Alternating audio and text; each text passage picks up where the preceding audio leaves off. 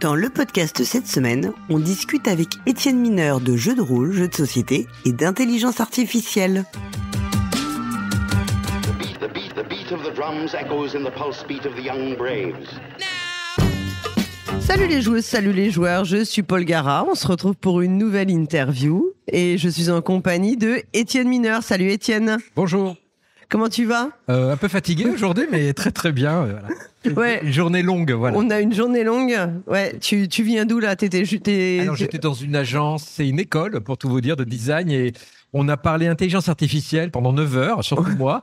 Et surtout sur l'avenir de l'éducation et voilà. Donc avec ces nouveaux outils, voilà. C'est terrible parce qu'on va en parler forcément un petit peu. Hein. Oui, oui, mais sous un axe différent là. Ouais, un axe différent. Ça va me changer un peu. Oui, t'es un peu dans le monde du jeu, une des personnes, qui revient souvent quand on parle d'intelligence artificielle, dans le secteur ludique, et qui explique, t'avais fait une longue interview à la radio des jeux il y a 2 ans. Ouais, 2 ans. Voilà, où t'avais un peu évoqué t'avais beaucoup évoqué ces longtemps. Il longtemps. m'avait lâché. J'étais avec Emmanuel Rozoy, voilà. Voilà, je sais plus combien de temps, mais je pense qu'on était à 4 heures d'émission, à mon avis. C'était beaucoup trop long. Alors nous, c'était sympa, hein, ouais. Une table et tout, mais voilà.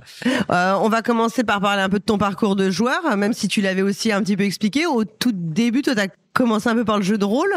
Alors moi, je suis vieux, hein, j'ai 56 ans. Donc c'est pas vieux du tout, ça. Non, je rigole. Je vais dire, je suis une génération qui... Non, mais j'ai découvert le jeu de rôle sans savoir que c'était du jeu de rôle au lycée. Donc c'était du Donjons et Dragons, mais vraiment le début. Hein, on était dans les années 80. Années 80, avec des copains, des gros métalleux, je m'en rappelle, voilà. Et j'ai joué un tout petit peu, mais alors je me rappelle, j'ai refait je me suis dit, mais pourquoi j'ai arrêté de jouer ? Et en fait, moi, je suis pas fumeur. Et t'avais dit que c'est ça, tout le monde fumait. Et tout le monde fumait. Une autre époque. Une autre époque. Et moi, j'étais asphyxié. Voilà. Non, mais vraiment, c'est rigolo parce que c'est un truc qui me plaisait beaucoup. En plus, j'avais pas lu Le Seigneur des Anneaux, j'étais très novice en fait. J'étais arrivé, des copains qui m'ont dit tiens, on joue à un truc. J'ai dit c'est quoi ? Honnêtement, ma culture ludique était Monopoly, hein, toi. Oui, les jeux de mass market qu'on avait dans ces époques-là. Je trouvais ça ringard parce que moi, je suis génération jeux vidéo. D'un coup, toi, les jeux vidéo nous arrivaient dessus, quoi. Tu vois, il y avait Space Invader dans le café à côté, quoi. Donc, de mon lycée et tout d'un coup, là, j'ai découvert un truc étonnant et c'est vrai qu'après, je me suis dit. Alors sûrement plein d'autres occupations et j'ai un peu lâché l'affaire et j'avais été choqué par contre une fois un de mes copains là qui joue au jeu de rôle, j'étais en première et qui avait été un jour, on l'a vu déprimé, mais honnêtement ultra déprimé, tu vois, je me dis qu'est-ce qui se passe et tout, et il est pas venu en cours pendant 1 semaine et en fait c'est qu'il avait perdu son personnage qu'il jouait depuis 2 ans. Ok. Et là, je me suis dit, ah ouais, c'est quand même puissant. Toi, je l'avais expérimenté, mais je m'étais aperçu que mais vraiment, c'était comme avoir perdu un ami, quoi. Tu vois, c'était vraiment, et on m'avait expliqué, j'ai dit, mais qu'est-ce qu'il a, machin, je sais plus son prénom. Et je m'étais dit, ah oui, la puissance du truc que j'avais raté, pour tout dire. Et après, en fait. Ouais, parce que toi, tu disais que t'étais plus rentré dans les jeux vidéo. Oui, alors moi, j'étais beaucoup jeux vidéo, de ma génération, en fait. J'ai complètement, pour tout vous dire, c'est il y a 15 ans, 16 ans quand j'ai commencé Volumique, pour tout vous dire. Donc moi j'ai une carrière de designer, graphiste et tout. Beaucoup travaillé dans l'interactivité. Est-ce que tu as fait l'École nationale des arts décoratifs ? J'ai fait les arts déco, et voilà. Donc c'est vraiment du design et graphique, voilà. Design, c'est la conception d'objets. D'objets ou là moi plutôt d'affiches. Et toi t'avais déjà t'as eu tout de suite un goût pour le numérique quand même. Oui, alors je suis un peu geek. Hein, alors, mon papa me ramenait des ordinateurs à la maison le week-end pour travailler, donc j'ai appris à dessiner. Je dessinais beaucoup sur les listings d'informatique. Hein, avant on imprimait beaucoup de listings de code et tout. Donc j'ai appris à dessiner dessus rapidement. Hein. Et puis en fait disons que quand je suis arrivé aux Arts Déco, je suis arrivé en 87. Hein, commençaient à arriver des Macintosh en France. Et en fait je me suis mis sur ces outils, mais naturellement, c'est comme du vélo, quoi. Je dis, oui, moi je sais m'en servir de ce truc, tu vois. Mais je savais pas qu'on pouvait faire des images avec. Ouais. Voilà. Et bon, je me suis mis tout de suite dessus. Moi, ma carrière, en fait, au début, a débuté assez vite sur les CD-ROM, même les sites Minitel, hein, au début. Hein. J'ai fait mon premier stage des Minitel, pour vous dire si je suis un dinosaure. Et par contre, après, j'étais plutôt jeux vidéo. J'ai travaillé d'ailleurs des fois sur des jeux vidéo, In Memoriam, par exemple, assez rigolo.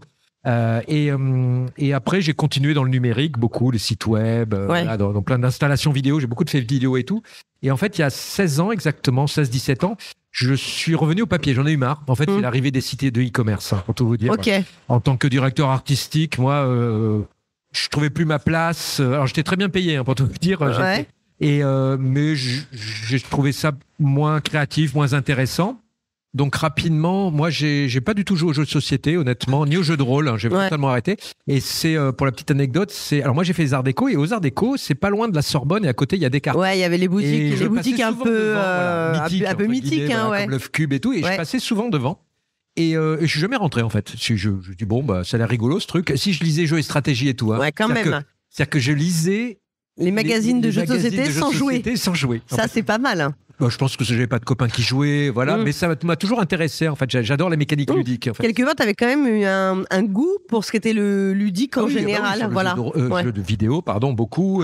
Et en plus, j'ai fait vraiment travailler sur l'histoire du jeu vidéo en tant que designer, sur les interfaces et tout. C'est un truc qui m'a et l'interactivité. Moi, j'ai été spécialisé vraiment dans les mécaniques interactives, donc dans les installations, dans les bornes interactives. Tout Donc ça, c'est un truc qui m'intéressait. Et j'étais souvent inspiré des mécaniques de jeux vidéo, Nintendo Merci, par exemple. Plein de mécaniques ludiques et d'interfaces qui m'intéressaient beaucoup. Et il y a 16-17 ans, en fait, j'ai décidé d'arrêter de travailler dans ce domaine. Et en fait, je suis rentré...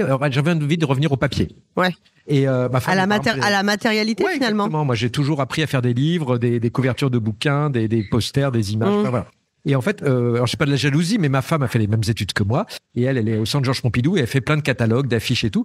Et j'étais là, quand même, moi, j'ai jamais fait de livre, alors que j'ai appris à ça. Tu vois, t'apprends pendant 5 ans tes études à faire de la mise en page et tout. Alors moi, je l'ai adapté à l'écran. Et en fait, je suis rentré dans la boutique Descartes par hasard. Je suis sorti avec 15 jeux. Ouais. J'ai juste dit au monsieur devant moi, je sais plus qui c'était, vous pouvez me faire une mise à jour? Moi, j'arrive de 1984, en gros. Le mec m'a dit, c'est rigolo. Ah ouais, je crois qu'il y a 2-3 trucs qu'il va falloir que t'avais 25 ans à rattraper à peu près. Oui, exactement. J'avais 25 ans. J'avais un vrai trou de 25 ans. Total. Surtout que c'est l'époque où les game designers de jeux vidéo et de jeux de société se connaissaient pas beaucoup. Oui. Enfin, c'est vraiment, il y avait un schisme, mais pas volontaire, hein, mais c'est vraiment alors que maintenant, il y a plus de passerelles. Il y a plus de passerelles, tu vois. Antoine Boza, par exemple, a fait des études plutôt de jeux vidéo, si je me souviens bien. Il est passé aux jeux de société. Oui. Il y a, Nicolas Normandon qui travaille chez Ubisoft, mais qui fait aussi Pierre jeux de société. Pierre Buty aussi, qui était narrative designer et qui est maintenant auteur de jeux de société. Et puis souvent, il y a des auteurs de jeux de société qui sont profs dans des écoles de jeux plutôt de jeux. Manuel Rozoy était chez Ubisoft. Donc en fait, il y a beaucoup plus de passerelles maintenant, mais avant, tu vois, moi j'étais plus cloisonné, exactement, beaucoup plus cloisonné. Mais alors en même temps, il y avait les équipes de Nevrax et tout. Alors c'est des vieux trucs jeux vidéo, c'était des gros rôlistes. En même temps, alors souvent quand tu creusais, ils avaient une deuxième vie en fait, les game designers. Voilà. Mais en tout cas, c'était assez cloisonné. Donc c'est assez rigolo. Je me rappellerai toute ma vie. Je suis sorti avec 15 jeux.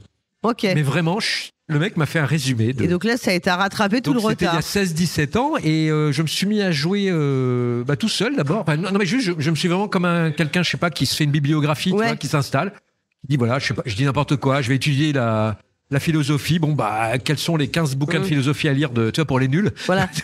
T'achètes l'étonnement philosophique de Jeanne Hersch et tu reprends les bases de la. Non, mais vraiment, il m'a fait les jeux de société pour les nuls. On va commencer. On a du Catan. Toi, c'était l'époque. Ouais. Donc vraiment, et là, j'ai vraiment eu une explosion dans ma tête. Hein. Sincèrement, je me suis dit, c'est comme si tu ouvres une porte et tu dis, mais il y a quelqu'un derrière là. Ah oui. Et comme je connaissais bien les mécaniques de jeux vidéo.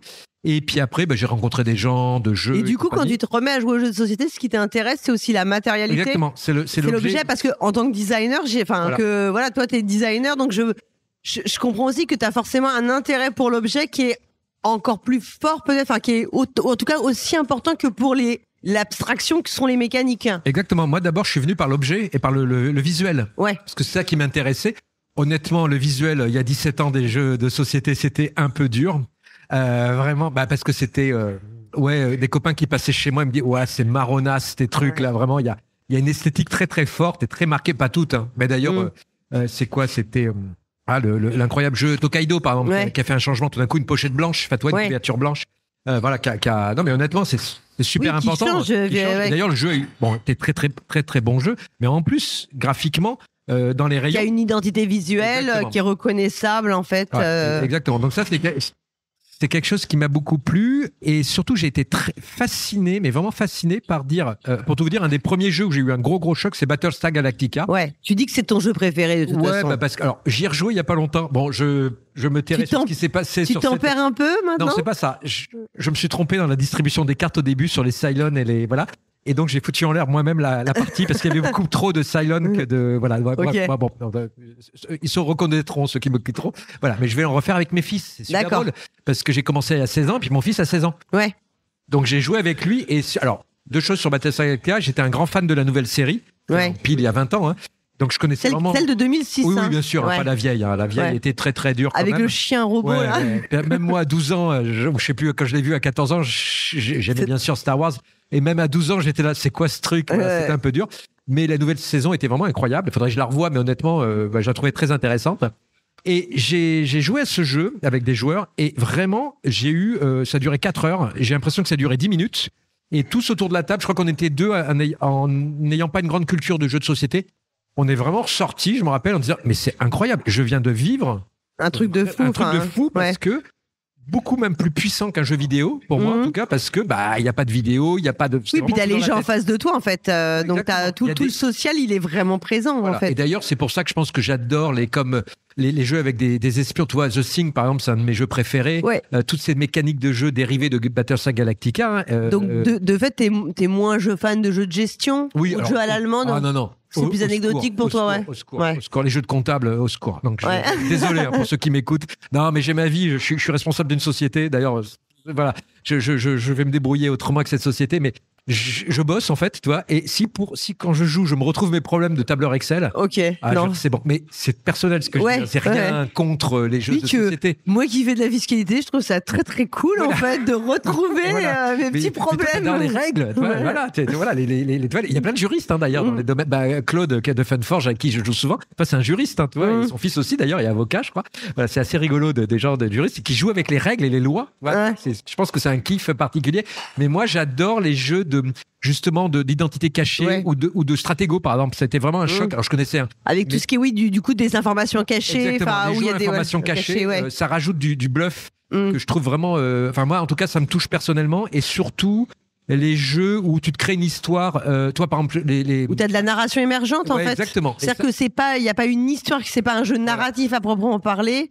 Mais c'est ce qui se passe en jeu qui crée une histoire unique. Et là, je trouve que c'est vraiment le grand talent des game designers d'arriver à faire émerger une histoire alors que tu donnes juste un protocole, en fait. C'est comme le jeu de rôle, tu donnes des règles et autour de la table, tout ça, j'aime beaucoup le jeu de rôle aussi, mais c'est vrai que ces jeux sont à la limite du jeu de rôle. Battlestar Galactica, tu peux le jouer très roleplay en fait. Oui, tout à fait. Sans vouloir gagner à tout prix, optimiser tes coups. Et je pense même que la victoire, elle peut être secondaire en fait. C'est plus les relations qui se nouent. Et d'ailleurs, c'est très character driven comme on dit en fait. C'est vraiment les personnalités qui vont le sel du jeu quelque part. Pour revenir à Battlestar Galactica, quand tu connais bien la série, tu vas jouer vraiment boomer, tu vas jouer, tu vois, les différents. Gaius là.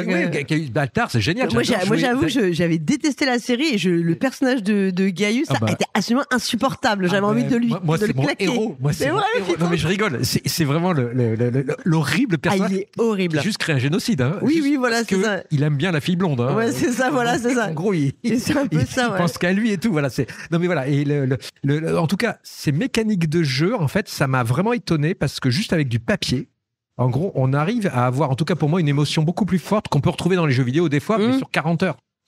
Là, sur une partie de 2 heures, 3 heures, il y avait une tension autour de la table, une émotion, vraiment des rigolades, bien sûr, des fois des drames. Oui. Moi, il y a eu des trucs. Des engueulades. Des engueulades, voilà. Mais c'est vraiment, j'ai adoré ça. Et c'est pour ça qu'après, je me suis même remis au jeu de rôle avec Sabrina Calvo, une copine qui est romancière en plus. Donc, on est au high level en gardienne ou comment dire. À Cthulhu, oui, c'est la gardienne, c'est ça. Extraordinaire, elle est romancière, donc tu vois. Et là, on a eu des aventures, mais genre, vraiment, je me rappellerai toute ma vie. En fait, alors d'ailleurs des trucs qui vont rester juste dans ma tête, parce qu'il y a des choses qui ne sont peu avouables. Non mais je rigole, mais vraiment une fois par exemple, Sabrina me dit, elle m'a fait vraiment flipper, mais vraiment j'ai eu peur. Et en partant le soir, après la sortie, elle m'a tapé dans le dos, elle me dit t'as vu? Alors j'avais 50 ans à l'époque, elle m'a dit t'as vu? Elle me dit j'ai arrivé à faire flipper un mec de 50 ans, ça me fait kiffer. En fait, elle savait que j'avais des enfants, elle m'a fait tout un truc sur un enfant qui était abandonné, enfin tout un truc. Et elle m'a fait rentrer dans le truc et elle m'a stressé. Et c'est vraiment un talent de comédie, de comédien en fait. D'incarnation. D'incarnation. En fait. Et elle m'a fait flipper. J'ai dû prendre des décisions d'urgence. Je vous explique pas, avec un lance-flamme. Enfin, en gros, le truc horrible. Oh là là. Et j'ai dû faire des décisions et j'ai flippé, mais comme jamais de ma vie, ou presque, on va dire. Et là, c'est des émotions, en fait, ceux qui jouent au jeu de rôle, les trucs comme ça, c'est vraiment des émotions. C'est vrai, parce qu'en fait, l'émotion, elle est réelle, alors qu'il n'y a pas d'enjeu. Voilà. Donc, c'est là où tu peux expérimenter ce genre d'émotion, en fait. Et ce que j'aime beaucoup, c'est comme les films d'horreur. Toi, j'aime bien, mais je suis pas fan du gore, des trucs comme ça. Mais les films d'horreur, ce que j'aime bien, c'est que c'est toi qui décides quand tu vas avoir peur. Ouais. C'est moi. Toi, il y a des soirs, je pense que c'est comme tout le monde. Tiens, j'ai bien envie de regarder ce film. Tu sais que c'est un film d'horreur. Et ben en fait, c'est toi qui décides quand. Mais le jeu, c'est pareil. Alors que dans la vie, avoir peur, tu décides pas. Oui, tu décides pas, tu subis. Exactement. T'as pas de contrôle. Exactement. Et là, je trouve ça super intéressant d'expérimenter, de simuler des émotions, mais qui sont très fortes en fait. Ouais. Mais quand tu veux. Ouais. C'est moi qui décide que je vais avoir peur ce soir. Voilà. Ouais. Et là, pareil pour Battlestar Galactica, c'est moi ce soir, je vais décider de trahir et d'être un affreux politicien véreux de tout ce qui se passe. Et de trahir mes potes, des trucs comme ça. Et ça, je trouve que jeux de rôle... Moi, j'aime bien les jeux de rôle, les jeux de société qui sont à la limite du roleplay. Oui. C'est pour ça que je suis moins fan. Alors, j'adore, là, par exemple, on a joué à Tikal le week-end dernier. C'est vrai que ça... Mais toi, c'est rigolo parce qu'on a joué à Tikal. En fait, on avait la version collector, je sais pas quoi, avec des petites figurines, des petites pyramides en vrai. Les temples sont en volume. Et c'est rigolo parce qu'on s'est raconté des histoires. Ça, toi, le design de l'objet va induire, en plus de la narration du gameplay qui est mortel, en fait, il va induire une narration. Et autour, on était des mecs de 50 ans et on avait 6 ans. Et c'était super. Ouais. C'est ça. Et par contre, heureusement que personne nous regardait. Mais on s'est inventé des histoires alors qu'on jouait à Tikal, qui est quand même un jeu d'optimisation, tu vois, qui peut bien te prendre la tête dans les mécaniques. Et en fait, on est vraiment, ça c'était vraiment cool parce que là, je pense, on aurait pu y jouer avec une version, je crois que la version de base. Oui, moi j'ai la version de base, c'est pas du tout, c'est beaucoup moins, c'est pas spécialement joli. Enfin, t'as des tuiles et c'est tout, et des petites tuiles que t'assembles, quoi. Et c'est pour ça que le jeu de société, on va dire, est presque un art parfait parce qu'il va allier. Mécanique ludique, game design, bien sûr, les mécaniques, le design graphique, le volume, la narration, le protocole en fait qu'on va mettre autour de la table qui va créer des histoires. Et là, on arrive à, pour moi, c'est limite des chefs-d'œuvre en fait. C'est que tout d'un coup, ce qui se passe autour d'une table. Moi, honnêtement, pourtant, j'aime beaucoup le cinéma. En tout cas, c'est un plaisir et une sensation qu'on a jamais ailleurs. Enfin, en tout cas, pour moi, j'ai jamais eu ailleurs. Et parce qu'aussi, quand on regarde des films ou qu'on lit des livres, c'est une activité qui est quand même solitaire. Enfin, même si on est dans une salle de cinéma avec d'autres personnes, malgré tout, ce que tu ressens, ça dépend que de toi en tant que receveur ou receveuse de ce que veut te dire l'auteur, en fait. Ce qui est intéressant, moi, ce que j'avais vu là, j'ai eu la chance de faire des conférences et des trucs comme ça sur la différence jeux de société, jeux de vidéo et tout. Et c'est vrai que c'est que t'as le regard de l'autre en face de toi. C'est-à-dire que tout d'un coup, comme le poker. Alors moi, je suis pas fan de poker, mais t'as un humain en face de toi. C'est pour ça que j'aime pas du tout jouer en ligne, moi. Tu vois, en ligne, je trouve qu'il y a une perte énorme. Et puis ça va, je suis assez en ligne la journée. Mais ça va. C'est ça, c'est moi, perso. Mais en fait, là, quand t'as vraiment un humain en face de toi, par exemple, j'ai fait des parties de, comment ça s'appelle, Rencontre Cosmique. Cosmic Encounter. Mais vraiment, j'ai fait des parties. Alors, je sais pas si les gens se rappellent, c'est un jeu extraordinaire. Où la règle est assez simple. La règle est assez simple, mais les cartes que tu as avec des pouvoirs très très forts qui peuvent tout changer, qui cassent tout le jeu. Mais comme l'autre aussi a un pouvoir qui casse tout. Et il y a une règle assez rigolote, c'est qu'à un moment donné, en résumé, ça fait longtemps que j'ai pas joué, mais en fait, t'es face à face quand il y a un combat. À un moment donné, quand il y a égalité, il y a marqué vous avez 1 minute, parce qu'en fait, si on joue face à face, à un moment donné, on est à égalité. Et les autres il y en a qui se sont dit, je vais avec toi, je vais avec Paul, et l'autre, je vais avec Étienne. Et bien sûr, ceux qui sont avec toi ont tout intérêt à ce que tu gagnes, et réciproquement, on se partage le butin, en gros. Donc, il y a une pression sociale autour de la table. Et le truc génial, c'est qu'il y a marqué dans la règle, en tout cas celle à laquelle on a joué, c'est que dorénavant, quand il y a égalité, on met le chrono, 1 minute. Les 2 joueurs principaux doivent discuter pour trouver qui doit perdre. Ok. Si on trouve pas un accord au bout d'1 minute, tout le monde perd. Ok. Waouh. Il y a marqué. C'est pas tous les coups de permis, tout est permis. Ok, d'accord. Tous les éléments de négociation sont admis. Alors au début, quand tu commences à jouer, tu échanges cette carte contre celle-là. Mais moi, ça s'est terminé. Je te ramène pas chez toi. T'habites à 40 bornes de Paris. Je te ramène pas chez toi ce soir. Waouh. Et on est sorti du cercle magique, là. Exactement. Et c'était extraordinaire, sachant que pendant 3 jours, on s'est pas parlé. Et parce que l'autre en face avait fait aussi un sale coup extrême. Et en fait, on n'était pas fâchés, mais on avait honte de ce qu'on avait fait. Parce que je n'étais pas du tout fier. Une fois que la partie finie, tu te rendais compte de l'ampleur que ça avait pris. Et je trouve que c'est une expérience qu'on peut avoir dans le jeu de rôle aussi. Une expérience étonnante d'expérience sur ce que je suis capable de faire en cas de crise. J'aimerais, je pense que si j'étais pendant, je sais pas, un cas extrême, est-ce que j'aurais été résistant ou pas pendant la guerre? J'ai un doute. Ouais, après ce que j'ai fait. D'accord. Non, mais et ça, c'est vraiment unique, hein, je trouve. Et le jeu de rôle, là, on est limite jeu de rôle, toi. Et c'était, toi, au début, ça a été, je t'offre une pizza, je te paye le repas. Tu vois et en fait, c'est monté. C'est monté d'un cran, après, à la menace, à l'intimidation. À l'intimidation presque physique. Ouais. Tu habites à 30 bornes. J'ai une voiture. Toi, t'es venu à pied. Je te jure, il est 2h du matin. Je te ramène pas. Oh, punaise. Ouais. Le jeu de rôle, justement, t'expliquais que t'avais repris beaucoup avec tes fils à partir du confinement. Et parce qu'on peut le dire, on se connaît en dehors de ces interviews, on déjeune régulièrement ensemble. Et tu m'as dit que tu travaillais toi-même sur un jeu de rôle, que tu développais un peu ton... Ouais, alors j'en ai plusieurs idées. En fait, les jeux de rôle, donc pendant le Covid, j'ai beaucoup joué à Star Wars avec mes fils. Alors, je sais pas, à l'époque, ils avaient, je sais pas, 10 ans et 15 ans. Et c'était génial. Et on a joué beaucoup à Chronique oubliée. Super. Honnêtement, c'est une sorte de Donjons et Dragons un peu plus light. Oui. Et super. C'est pour l'initiation en général. Ouais, voilà. Et moi, c'est parfait. J'ai pas besoin de trop complexe, des règles trop complexes. En plus, je les ai. Toi, quand tu joues avec des ados ou des enfants, tu les. Oui. T'es le maître du jeu. C'est la narration qui compte, en fait. Oui, puis eux, ils sont à fond. Ouais. Voilà. Et en fait, là, je travaille sur un jeu. Alors, j'ai fait 2 trucs. J'ai fait, justement, avec la fameuse Sabrina Calvo et Nicolas Nova, un sociologue, on a fait un jeu qui s'appelle Chamonix Sentinelle. Ouais. Qui est un travail, un vrai travail de sociologue et d'anthropologue, sérieux, une thèse. Donc, c'est un peu un serious game ou... Non, plus du tout. Justement, c'est ça qui est intéressant. Parce que j'ai des gros doutes sur les serious games. Oh, d'accord. Ouais. Non, mais en fait, c'est là. Moi, j'aime jouer. C'est pour ça que j'aime pas le poker, parce qu'il y a de l'argent. Ouais. Tout d'un coup, tu n'es plus dans le jeu. C'est très bien, hein, mais c'est comme le tennis ou n'importe quoi, le casse-sport quand ça devient professionnel. On n'est plus dans le cercle magique, il y a une vraie incidence sur la vie réelle. Et en même temps, les gens qui défendent le poker te diront que s'il n'y a pas d'argent au poker, le jeu ne marche pas. En fait, je vais dire des trucs horribles. Je pense que le poker est pas un bon jeu parce que s'il y a pas. Non, mais un bon jeu, il peut marcher sans argent. Ok. Parce que n'importe quel jeu, regarde le loto, c'est le pire jeu du monde. Pourquoi ça marche? C'est qu'il y a des enjeux énormes. Oui. Tu risques de gagner 50 millions. S'il n'y a pas de mise et il n'y a pas de mise, personne ne le fait parce que c'est pas très intéressant. Désolé pour les commentaires, mais je suis pas du tout un grand joueur de poker. J'ai pas. Voilà. Mais en tout cas, j'estime. Je pense que c'est génial le poker. Honnêtement, bon, j'ai des copains qui jouent pas mal. Mais c'est autre chose. C'est pas du jeu entre guillemets. C'est autre chose. Mais c'est comme quand tu rentres en sport professionnel. Ouais. Oui, tu perds le play. Je pense que les tennisman professionnels, n'importe quoi, les footballeurs, je sais pas s'ils s'amusent encore. D'ailleurs, c'est leur problème. C'est comme toute activité. À partir du moment où tu passes du loisir au travail, exactement. Tu passes dans une contrainte et la contrainte fait qu'elle elle t'enlève d'une partie du plaisir en fait. Exactement. Donc c'est pour ça que j'aime être amateur en jeu de société. Pas en création, mais en joueur. Oui. Et rester être naïf. Ça c'est super important et voilà. Et alors le serious game, voilà, justement, c'est très compliqué parce que tout d'un coup on rentre dans un truc un peu antinomique, c'est-à-dire que normalement le jeu, c'est tu crées une sorte, moi j'adore, c'est une sorte de protocole qui te met autour d'une table, justement le cercle magique, et à un moment donné on est tous des elfes et on accepte ça et on respecte des règles. Pour ça, tricher au jeu, c'est ridicule. Enfin, tu vois, d'ailleurs les tricheurs sont exclus d'eux-mêmes en fait, tu vois.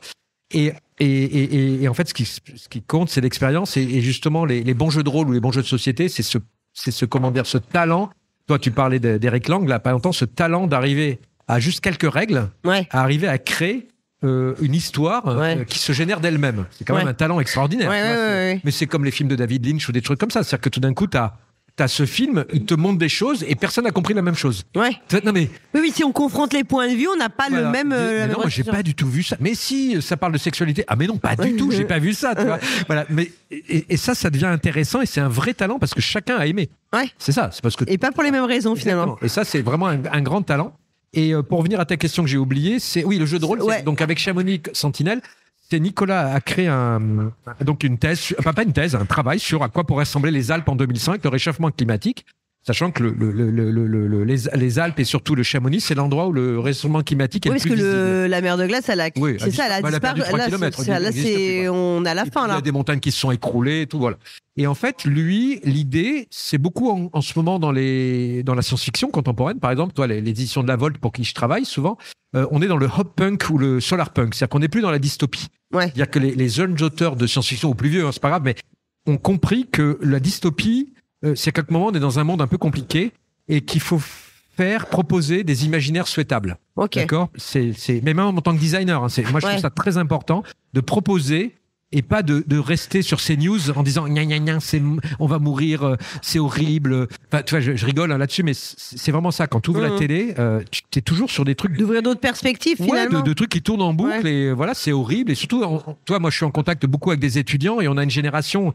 Alors les plus vieux, ils les appellent les fragiles, mais qui se sont tapés le Covid. Ouais. Honnêtement, alors nous on s'est tapé le sida. Enfin moi, ma génération, toi, chacun son fardeau. Hein, mais voilà, il y a peu de perspectives. En tout cas, on nous fait croire qu'il y a peu de perspectives.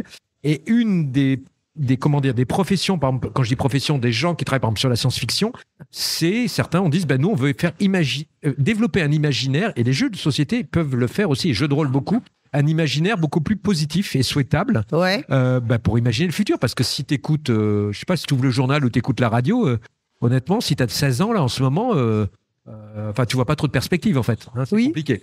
Oui, je te confirme parce que j'ai un fils de 16 ans, moi aussi. Voilà. Et parfois, quand j'ai des discussions avec lui, il y a une forme presque de nihilisme dans certains moments dans leurs propos. Hein. Exactement. Et donc, il va falloir qu'on retrouve les punks. Tu vois, de 77-78, on était dans une période très dure en Angleterre, où tout d'un coup, par une révolte, ils ont été une révolte créative, hein, le do it yourself et je m'en fous, je sais pas jouer, mais je vais faire un concert. Enfin voilà.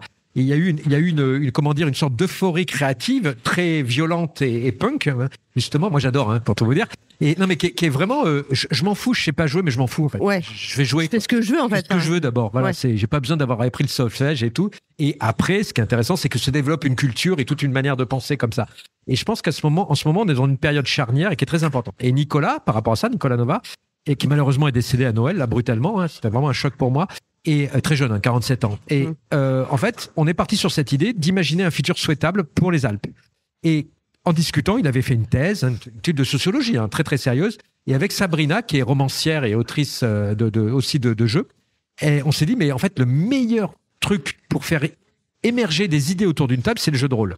Et il a dit, ah mais oui, et lui aussi est rôliste, et il a dit, mais oui, faisons un jeu de rôle de ma thèse.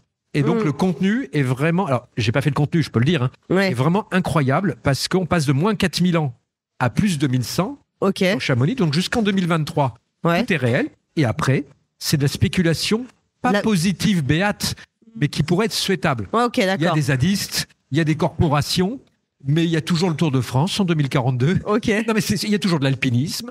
Il y a des gens qui font des trucs, il y a des gens pas très cool, il y a des grosses méga corporations, genre Google, qui veulent faire des centres de calcul, et c'est super parce qu'il y a des barrages à côté. Enfin voilà. Donc on a imaginé ce futur, et ça c'est génial parce qu'on a eu plein de retours sur ce jeu, où tout d'un coup, par exemple, tu vois, il y a un des scénarios, il faut créer une expo d'art contemporain en 2081 à Chamonix. Là autour, tu as intérêt à avoir des bons joueurs. Il n'y a pas de recherche d'elfes ou de dragons ou de champignons magiques. Tout d'un coup, il faut se projeter. Là, il faut vraiment être dans la projection. Tu ne peux pas faire appel à des backgrounds qu'on aurait tous un peu en commun. Exactement. Et il faut sortir des clichés.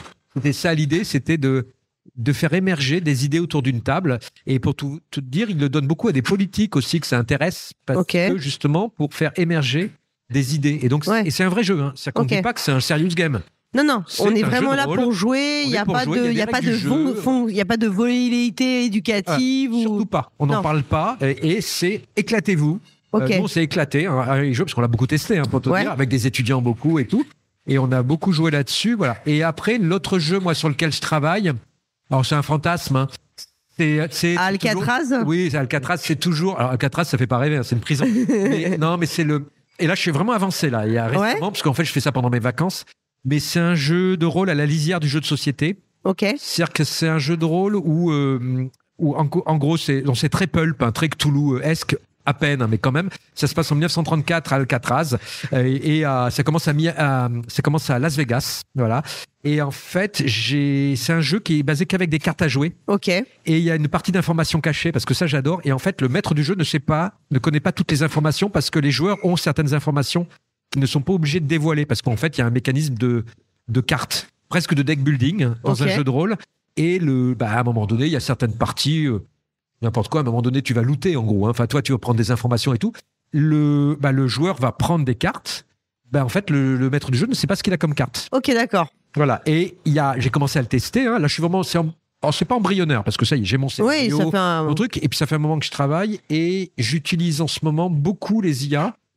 Alors, quand je dis j'utilise les IA, c'est que je sais vraiment où je veux aller. Que ça, c'est important quand vous travaillez avec les intelligences artificielles. Je me laisse pas diriger par l'IA. Je sais ce que je veux faire et je me fais challenger par l'IA, en fait. Donc tu fais du ping-pong avec du elle. ping-pong créatif. Et d'ailleurs, récemment, je lui ai dit sois sincère et dur avec moi. Non, parce que l'IA, vous avez dû voir, elles sont programmées pour être empathiques et sympathiques. Et en fait, c'est un peu, moi je trouve, pour connaître un peu ChatGPT, c'est assez bluffant parce que c'est une sorte de miroir de toi-même en fait. Et qui est très satisfaisant et plaisant. Oui, c'est très gratifiant et effectivement, puisqu'elle ne te dit que ce que elle a quand même, elle pense comme toi finalement. Et elle est beaucoup donc elle prend tes façons de faire, etc. Et elle s'adapte beaucoup, je pense, à son. Et c'est des mécaniques de drague qui sont employées. Non, mais vraiment, c'est des mécaniques de mais moi aussi j'adore ce film. Alors, c'est faux. Non, mais c'est vraiment des techniques pour rentrer en empathie à la personne, de la séduire. Parce que ces IA sont totalement agnostiques, c'est-à-dire qu'elles s'en foutent de nous, elles ne savent même pas qui on est. Mais elles sont programmées de manière, je simplifie, mais de manière à nous plaire. Elles sont là, c'est des esclaves, vraiment. Et qui sont là pour nous faire plaisir. Et donc là, c'est intéressant parce que suivant la manière dont vous la programmez, entre guillemets, ou la manière dont vous discutez, vous pouvez lui dire d'être beaucoup plus cash, beaucoup plus rude, entre guillemets. Et ça marche, en fait. Et ça, c'est super intéressant parce que là, moi, j'ai bien avancé dans mon jeu. J'ai vraiment un scénario, j'ai vraiment créé toute une mécanique. Alors on va reparler un peu en détail de l'IA, parce qu'il y a plein de questions qui se posent aujourd'hui. Enfin, c'est quand même un sujet, et puis, mais qui cristallise aussi beaucoup de. Oui, alors beaucoup dans le jeu et le jeu de société. Sinon, il y a je peux vous dire qu'en médecine et dans les sciences, c'est réglé. Voilà, oui. C'est-à-dire que c'est acté. C'est peut-être dans d'autres domaines. Voilà, il y a des domaines où c'est totalement acté et c'est même encouragé à fond. Nous, dans notre domaine, alors surtout les jeux de société, les jeux vidéo, c'est curieux. Moi, je me balade beaucoup. Alors, juste pour finir sur la manière dont je travaille avec, c'est que je lui demande vraiment donc, elle se rappelle de toutes les discussions que j'ai pu avoir, la manière dont je fais évoluer les règles, la manière dont je lui donne des images, parce que maintenant, elles comprennent les images, c'est-à-dire qu'elles sont vraiment ce qu'on appelle multimodales, c'est-à-dire qu'elles peuvent comprendre la voix, le son. C'est très agréable de discuter avec. Par contre, il faut arriver à la faire diverger. C'est ça qui m'intéresse. Parce par défaut, elle va converger. C'est-à-dire qu'elle va converger avec votre avis. Et en fait, là, en ce moment, moi, j'essaye de l'utiliser d'une manière très large. Et par exemple, tu vois, je l'ai utilisé, juste petite anecdote, ça se passe à Alcatraz, à San Francisco, en 1934. Et en fait, je lui donne mes scénarios, mes idées et tout. Et je lui demande, voilà, tu es historienne ou historien. On n'a pas ou Yale, voilà, on va dire. Il n'y a pas de genre, cette machine. Et je lui dis, voilà, tu vas me corriger historiquement. Par exemple, à un moment donné, je me rappelle bien, il y avait une femme policière. Elle me dit non, il n'y avait pas de policier à cette époque. En 1934, les femmes ne pouvaient pas être policiers. Donc en gros, c'est intéressant parce que j'essaye d'être crédible. Donc c'est un jeu de rôle très pulp. Donc je veux que ça parte en vrille, mais quand même, je veux des bases. Une base historique. Au début, c'était en 33, et non, c'est pas en 33, parce qu'Alcatraz est devenu une prison non militaire qu'en 34. D'accord. Donc elle m'a corrigé. Les mafias chinoises, qu'est-ce que c'était? Voilà, vraiment avec les vrais noms, les natifs indiens. Et là, la dernière fois, elle m'a dit attention, tu vas pouvoir heurter. Parce que je m'amuse. Je veux parler de ségrégation raciale. Je veux parler des natifs américains. Je veux parler de par exemple, est-ce qu'on pouvait divorcer en 1934? Oui. Même ça se faisait. Voilà. Toi, je veux vraiment des thèmes, de dire comment c'était vraiment la vie en 34. Et je l'ai programmé entre guillemets pour dire tu es historien et tu me donnes des vraies références. Et là, j'ai beaucoup de trucs sur les Indiens. Et là, par exemple, le dernier truc, il m'a dit fais attention, toi en tant que blanc, parce qu'il sait que je suis. Tu lui as dit. Je dis que j'étais français, machin. Il dit attention, tu t'entraînes sur des sujets qui peuvent heurter la sensibilité des natifs américains. Donc voilà. Alors. Là, je lui dis pas de problème. Toi, j'ai affirmé mes choix. Je lui dis non, c'est un jeu pulp. Il y a de l'humour. Ça, je l'assume. Ça, des fois, non. Il y a des tabous que je n'avais pas envisagés. Par exemple, tu vois, blackface, tout le monde connaît. Mais par exemple, par rapport aux natifs amérindiens, il y a des trucs que par exemple, la manière dont tu les appelles même, tu vois, les différentes tribus, les trucs comme ça. Parce qu'on n'a pas les connaissances culturelles. On n'a pas les connaissances culturelles et on y est moins confronté, que c'est pas des problématiques auxquelles on est peut-être confronté nous dans notre culture. Exact. Et ça me rassure. Enfin, comment dire, j'ai comme si j'avais, parce que quand même, sur mon épaule, j'avais un historien qui me conseille, tu vois. Moi, j'ai quand même vu des fois où elle te dit des trucs faux, quoi. Alors maintenant, elle t'invente parfois des noms d'auteurs, elle te change des noms d'auteurs, elle t'invente des titres de livres. Maintenant, il y a des techniques et puis les modèles s'améliorent où tu peux lui forcer à avoir des sources, à te citer des sources, de peut travailler. Toi, par exemple, je lui ai donné des renseignements, des PDF, tu vois. Toi, je les nourris historiquement. Puis maintenant, tu as des modèles, alors là, c'est le 4.5 ou le 3O, par exemple, qui va se baser vraiment, c'est des mécanismes de réflexion qui vont se baser sur, et qui va te donner ses sources. Après, si la source est mauvaise, c'est un problème. Mais au moins, moi, en tant que Français, je me sens capable de travailler sur les chamans indiens des années 20 ou des années 30 en Californie. Toi, je suis un peu plus renseigné, donc c'est super agréable. Et en plus, ça te donne des idées. Ouais. Parce que toi, il y a plein de trucs que je découvre. Toi, mais c'est incroyable, tu vois. Par exemple, j'ai vu, oui, sur les mafias chinoises, par exemple, hein, la manière dont ça se passait, les speakeasy. Comment ça s'appelait? Speakeasy, c'est ça. Et parce qu'on était juste après la prohibition, juste après. Ça a continué, voilà. Et ça, en fait, c'est génial. Enfin, pour moi, en tout cas, parce que ça donne plein d'idées.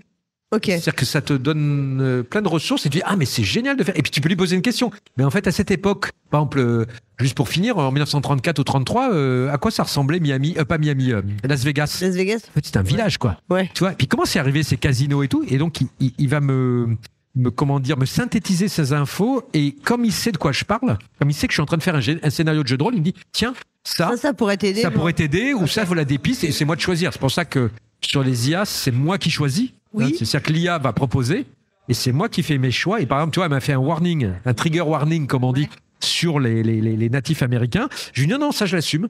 Tu vois, elle m'a expliqué comment. Je lui dis non, c'est bon. Ça, moi, je pourrais le défendre. Voilà. Et puis, d'ailleurs, je peux lui dire, tu peux relire mon scénario comme si tu étais un Indien. Ouais. Tu vois, un natif américain de San Francisco. Si tu étais je sais pas, un jeune issu de l'immigration chinoise. Ouais. Toi, c'est-à-dire que tu peux lui faire, justement, on parle de jeux de rôle, hein, les IA, tu peux lui faire jouer des rôles. C'est-à-dire que tu peux lui dire, dorénavant, tu es Victor Hugo. Et tu vois la vie, tu vois, le monde que tu vois, c'est celui de Victor Hugo. Donc ça, c'est génial parce que tu peux multiplier les points de vue et ça permet et après, c'est toi qui choisis. C'est-à-dire que, voilà. Tu vois, Et ce jeu de rôle-là, donc en fait, tu as développé une mécanique. Là, tu développes un scénario en particulier. L'idée, c'est de l'éditer. Enfin, qu'est-ce que tu... Oui, là, alors, c'est quelque chose que tu fais d'abord pour te faire plaisir. Alors, pour me faire plaisir. Alors ça, c'est obligatoire. Si vous regardez ce que je fais, c'est obligatoire pour moi. Même si je fais toi, j'ai travaillé pour Hasbro, je travaille pour plein de gens. Je fais d'abord des jeux pour moi. Même si c'est pour les enfants de 6 ans, il faut que ça me plaise. Ça, mais c'est obligatoire. Je présente pas quelque chose qui me plaît pas. Alors bien sûr, quand tu fais un truc pour enfant de 6 ans ou 8 ans, voilà, tu t'essayes. Mais je suis vraiment capable de me mettre dans la tête d'un enfant de 6 ans, croyez-moi. Mais le truc, c'est d'abord, ça me plaît. Là, je le fais par plaisir et je commence à faire tester doucement à des copains puis mes enfants. En fait, c'est mes premiers testeurs. Alors après, c'est un peu biaisé parce qu'ils me connaissent. Tu vois, le vrai crash test, c'est que des gens qui te connaissent pas et qui s'en fichent d'être cash. Exactement, voilà. Bon, là, c'est mes fils, ils sont quand même gentils. Quoique, hein, ceux qui ont des enfants. Les enfants peuvent être assez cash. Mais voilà, je fais ça doucement. Je peaufine la mécanique sur le mécanique de jeu de cartes. Par exemple, là, j'ai un problème d'équilibrage en ce moment. Mais là, je vais travailler avec un autre game designer qui va m'aider, là, professionnel, qui va me. Et donc, pour te dire rendez-vous en septembre, mais je me donne cet été. Tranquillement pour tester. Pour régler tout ça. Régler tout ça, parce qu'à un moment donné, c'est marrant parce que c'est l'IA qui l'a pressenti. C'est fou ça. Tu vois, elle m'a dit peut-être qu'il y a à un moment donné l'équilibrage en fait, c'était vraiment statistiquement la manière, la statistique dans mes cartes. Tu vois. J'ai des jokers, enfin des cartes jokers qui permettent. Elle m'a dit peut-être qu'il y en a trop. En fait, j'ai testé, il y en a trop. Il y en a trop. D'accord. Voilà. Donc toi, j'ai voulu vérifier et en fait, il y avait, tu vois, des. Et c'est quelque chose que tu pourrais éditer chez Volumic ou pas Alors, Volumic, on va arrêter. Donc, t'as un scoop, voilà. Wow. J'arrête. Alors, tout se passe très bien, voilà. Donc, puis aujourd'hui, je suis en train de régler le truc. En fait, moi, ça fait 16 ans qu'on fait l'édition Volumic. Je suis avec Julien, mon développeur et associé, et moi-même. Et en fait, là, en ce moment, tout se passe super bien. On travaille beaucoup pour Asmodée Unlock. Par exemple, on fait Unlock depuis 6-7 ans. Je l'ai pas dit, mais on te connaît beaucoup dans le monde du jeu de société pour ça, parce que c'est toi qui as développé l'appli Unlock. L'appli Unlock. Alors moi, surtout Julien Oignon, qui est développeur. Mais voilà. Mais on travaille beaucoup sur Unlock. Et en fait, sans dans les secrets, c'est-à-dire Julien va sûrement aller chez Asmodée. Et donc, on a trouvé un accord où on dit, moi, c'est pas que j'en ai marre. Non, si, j'en ai marre de gérer une boîte. Comme je disais, j'aime pas les, comment dire, T'aimes pas l'administratif? Ouais, non. À 56 ans, j'ai monté 3 boîtes. Je peux dire que j'aime pas ça. Non, puis j'ai été 25 ans freelance, donc voilà. Et en fait, en ce moment, c'est le pile bon moment. D'ailleurs, on n'a jamais gagné autant d'argent cette année. Donc tu vois, financièrement, c'est vrai. Et c'est le pile bon moment d'arrêter une boîte. On rembourse notre investisseur. On arrête clean, avec clean, tu vois, très très bien. Dans ce qui étonne mes comptables d'ailleurs, ils ont jamais fermé une boîte. D'habitude, ils ferment une boîte quand elle coule, quoi. Quand on est en redressement, voilà. Liquidation. Ils me disent, mais c'est bizarre. J'ai dit, non, en fait, il y a aucun problème avec Julien, tout ça. Et en fait, voilà. Il y a d'autres opportunités en fait qui s'offrent à vous, c'est ça? Ouais, voilà. Et puis moi, je préfère retrouver ma liberté. Et puis, tu vois, j'ai fait tu sais, des fois, tu fais ce que ça t'apporte ou ce que ça t'apporte pas. Volumic, pour tout dire, on a créé Volumic parce qu'il y a des jeux ou des concepts que je proposais, on nous les refusait tout le temps. J'ai dit, on va l'éditer nous-mêmes. Ouais. Tu vois, donc et moi pareil, les 2 autres boîtes que j'ai créées précédemment, Incandescence, Incandescence, c'est il y a très longtemps, les années fin 80, début 90, Incandescence, c'est des ROM. C'est juste parce que quelqu'un voulait nous payer. Ouais. Oui, c'est ce que tu avais expliqué. Voilà. Il fallait faire des factures. Il fallait faire des factures. Donc on dit, mais comment on fait? Toi, je sortais des Arts Déco. Même j'étais encore aux Arts Déco pour tout vous dire. Comment on fait? En fait, il faut créer une société. Ah bon? Voilà. Donc en fait, moi, à chaque fois, l'idée de la société, c'est juste un outil. Oui, c'est un véhicule. C'est pas une finalité en soi. Du tout. Voilà, moi, j'ai pas du tout cette fibre. L'idée, c'était pas de faire des sociétés pour les revendre, en fait. Du tout. Voilà. Alors, et donc là, Volumique. Tu passerais à indépendant. Moi, je suis freelance là actuellement. Okay. Voilà. Et moi, je m'éclate en ce moment parce que j'adore passer de projet en projet. Ok. En ce moment, vraiment. Techniquement, là, aujourd'hui, j'étais avec des gens au niveau de l'éducation et justement réfléchir au futur des IA dans l'éducation, dans les arts graphiques. Je travaille avec des agences, je travaille sur des projets perso, je travaille sur des problèmes de mécanique de jeu. Ok. Des clips vidéo en ce moment. Donc, moi, je suis vraiment directeur artistique, designer. Je m'amuse beaucoup là-dessus. Donc, en gros, là, le fait d'arrêter Volumique, alors, je vais voir, elle va s'arrêter, je crois, techniquement dans 1 an parce que faut finir la compta. Voilà. Oui, de toute façon, tu as toutes les formalités. Voilà. Ça prend tout l'administratif, le juridique prend du temps. Oui. C'est ce que je découvre. Je croyais que c'était facile d'arrêter une boîte. Ouais. Et ça coûte super cher, je vous le dis. Oui, il y a des coûts à la liquidation. Exactement, il y a des coûts à la liquidation. Voilà. Mais en tout cas, voilà, l'idée, c'est que moi, personnellement, c'est redevenir créatif, indépendant. Okay. Et donc là, ça serait de trouver éventuellement un éditeur pour éditer ton jeu de rôle. Exactement. Après, je vais le proposer. Sinon, c'est auto-édité. Ouais. En fait. Voilà, c'est parce que en fait, c'est un jeu de cartes. Oui. C'est pas cher. En fait, dans le jeu de rôle, l'avantage, c'est que dans le jeu de rôle, notamment, en France, t'as une scène, je dirais, indé qui est quand même très active. Puis à la rigueur, tu peux vendre. Qui fait des petits projets et qui réussissent très bien et qui sont, il l'explique souvent, mais une fois que tu t'y connais un peu, t'arrives à faire des projets équilibrés, etc. Ouais, l'idée, c'est juste d'équilibrer financièrement. Je dis n'importe quoi. Toi, par exemple, moi, j'ai fait un projet complètement annexe pendant le Covid. C'était les spirogamies, c'est des pliages papier. En fait, j'ai fait un petit Ulule, un petit Kickstarter, l'équivalent d'un Kickstarter. Honnêtement, j'ai remboursé ma découpeuse laser, j'ai remboursé mon temps. Je suis pas devenu riche, mais j'ai équilibré. Oui, donc ça t'a pas ruiné, quoi, voilà, de le faire. Et surtout, ça m'a ramené plein d'autres projets. Ouais, c'est ça. Et puis, ça m'a augmenté mon skill en bon français. Ouais. C'est-à-dire qu'au niveau pliage papier, découpe et tout, ça m'a. T'as une nouvelle compétence que j'ai pu acquérir et beaucoup de plaisir. Et maintenant, d'ailleurs, pour tout vous dire, quand j'interviens dans les écoles, c'est moitié pliage, moitié IA. Donc, j'équilibre mon karma. Ouais. Donc, pliage papier, pas d'IA, rien. Là, vraiment, pliage papier. Pop-up, en fait, pop-up ou origami, des trucs comme ça. Et puis IA. Donc, j'équilibre mon karma comme ça. Mais c'est ça et ça. Et là, le jeu de rôle, c'est vraiment purement intellectuel. En fait, moi, j'ai plein d'idées. J'ai un carnet de. Alors, tout le monde a des idées. Après, c'est la bonne idée. C'est ça le truc. C'est facile d'avoir des idées. La différence. Mais voilà, c'est ça. Et là, cette idée de mon jeu de rôle, ça fait 2 ans que j'ai dans la tête. Donc, elle devrait être pas mauvaise. Parce qu'en fait, il y a des idées qui traînent. Et qui reviennent. Et je dis, bon, là, ça serait bien que tu. Alors, le problème, c'est que je suis bien occupé en ce moment, voilà. Et après, je pense qu'honnêtement, rendez-vous en septembre, on en reparlera. Ouais. Mais je pense que je vais déjà tester. Ça coûte pas cher de faire imprimer des petites cartes. Ouais. Tester. J'ai un scénario. Et après, l'idée, c'est que ce scénario, c'est mon jeu. La mécanique de jeu, je veux qu'elle soit expliquée en 1 page. Pas plus. Ouais. C'est pas. Format A4. Exactement. C'est pas Pathfinder. On est d'accord. Ouais. Voilà. Il n'y a pas de table. Ouais, non. Genre au secours, voilà. Donc, voilà, rien contre. De règles de ligne de vue, de règles d'initiative. Voilà. Je veux qu'un enfant de 8 ans s'éclate avec. Ouais. Et par contre, ça soit la mécanique narrative autour du jeu, voilà, qui prenne de l'importance. Voilà. Et avec beaucoup de références cinématographiques, je me suis amusé. À chaque passage, je mets des références cinéma. Pour donner des idées, juste, c'est vraiment ça. Et je veux que ça soit très cinématographique, mais il y a pas mal de jeux de rôle. Et ce que j'aime beaucoup dans le jeu de rôle contemporain, beaucoup plus que dans le jeu de société, je trouve.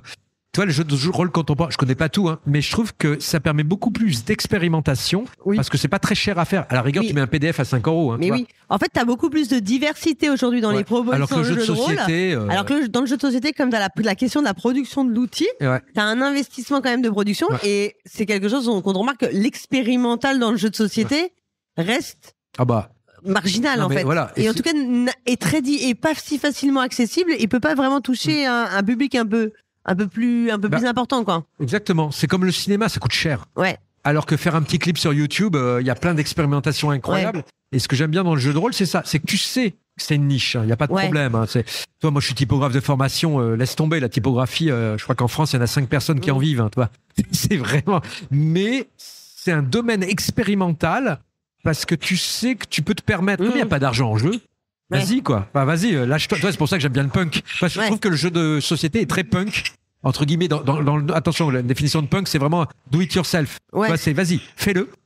C'est pas grave si tu te gourres. Mais par contre, il y a une grande diversité. On peut aller très très loin. Il y a des jeux de rôle vraiment très hardcore dans le contenu, dans le.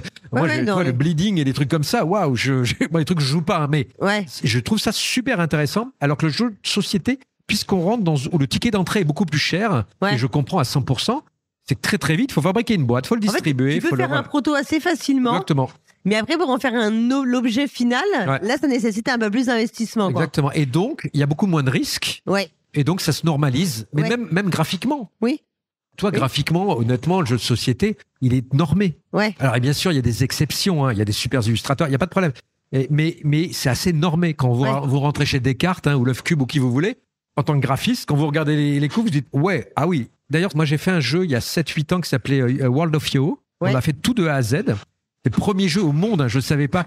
Il demandait obligatoirement un téléphone. Sacrilège. Moi, je suis dans le sacrilège. Hein. Maintenant, c'est des IA. Enfin, voilà. Vraiment, j'ai des menaces de mort. Hein. Vraiment j'ai eu 2 menaces de mort officielles que j'ai gardées d'illustrateurs dans le jeu de société. Hein. Vraiment mais vraiment, alors, moi, je réponds bisous, au revoir. Tu vois, surtout, voilà. Et j'argumente pas parce que voilà. Mais vraiment sur les réseaux, c'est assez violent des fois. Oui. Bon, maintenant ça se calme, mais quand même, c'est des trucs. Toi, moi sur le jeu, quand on a sorti Yo, on a eu un troll qui nous a fait beaucoup de mal. Hein, c'était un Français. Parce qu'il nous soutenait que c'était pas possible ce qu'on faisait techniquement. Et le mec était développeur. Hein. D'accord. Alors que nous on l'avait fait. Hein, c'est-à-dire que moi quand j'ai fait le Kickstarter. Hein, je l'ai fait que quand on avait validé le jeu marché. Je fais surtout pas de cavalerie, quoi. C'est-à-dire que oui, le jeu il va être super. À la Mythic Games, j'attends toujours mon Darkest Dungeon. Voilà, non mais c'est, je sais pas, c'est le b.a.-ba, quoi. C'est ultra risqué, surtout dans le domaine du jeu, honnêtement, faire un bon jeu, en tout cas un jeu qui marche. Il y a beaucoup d'humains. Et il n'y a pas de recette magique, hein, sinon ça se saurait, hein, tu vois.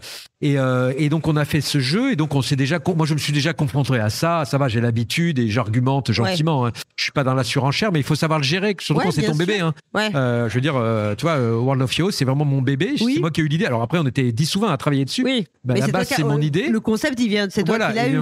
Et j'y croyais. Puis après, à partir de cette petite idée en gros, pour ceux qui connaissent pas, c'est un jeu de pirate où on a un grand plateau et vos pions, c'est votre téléphone portable.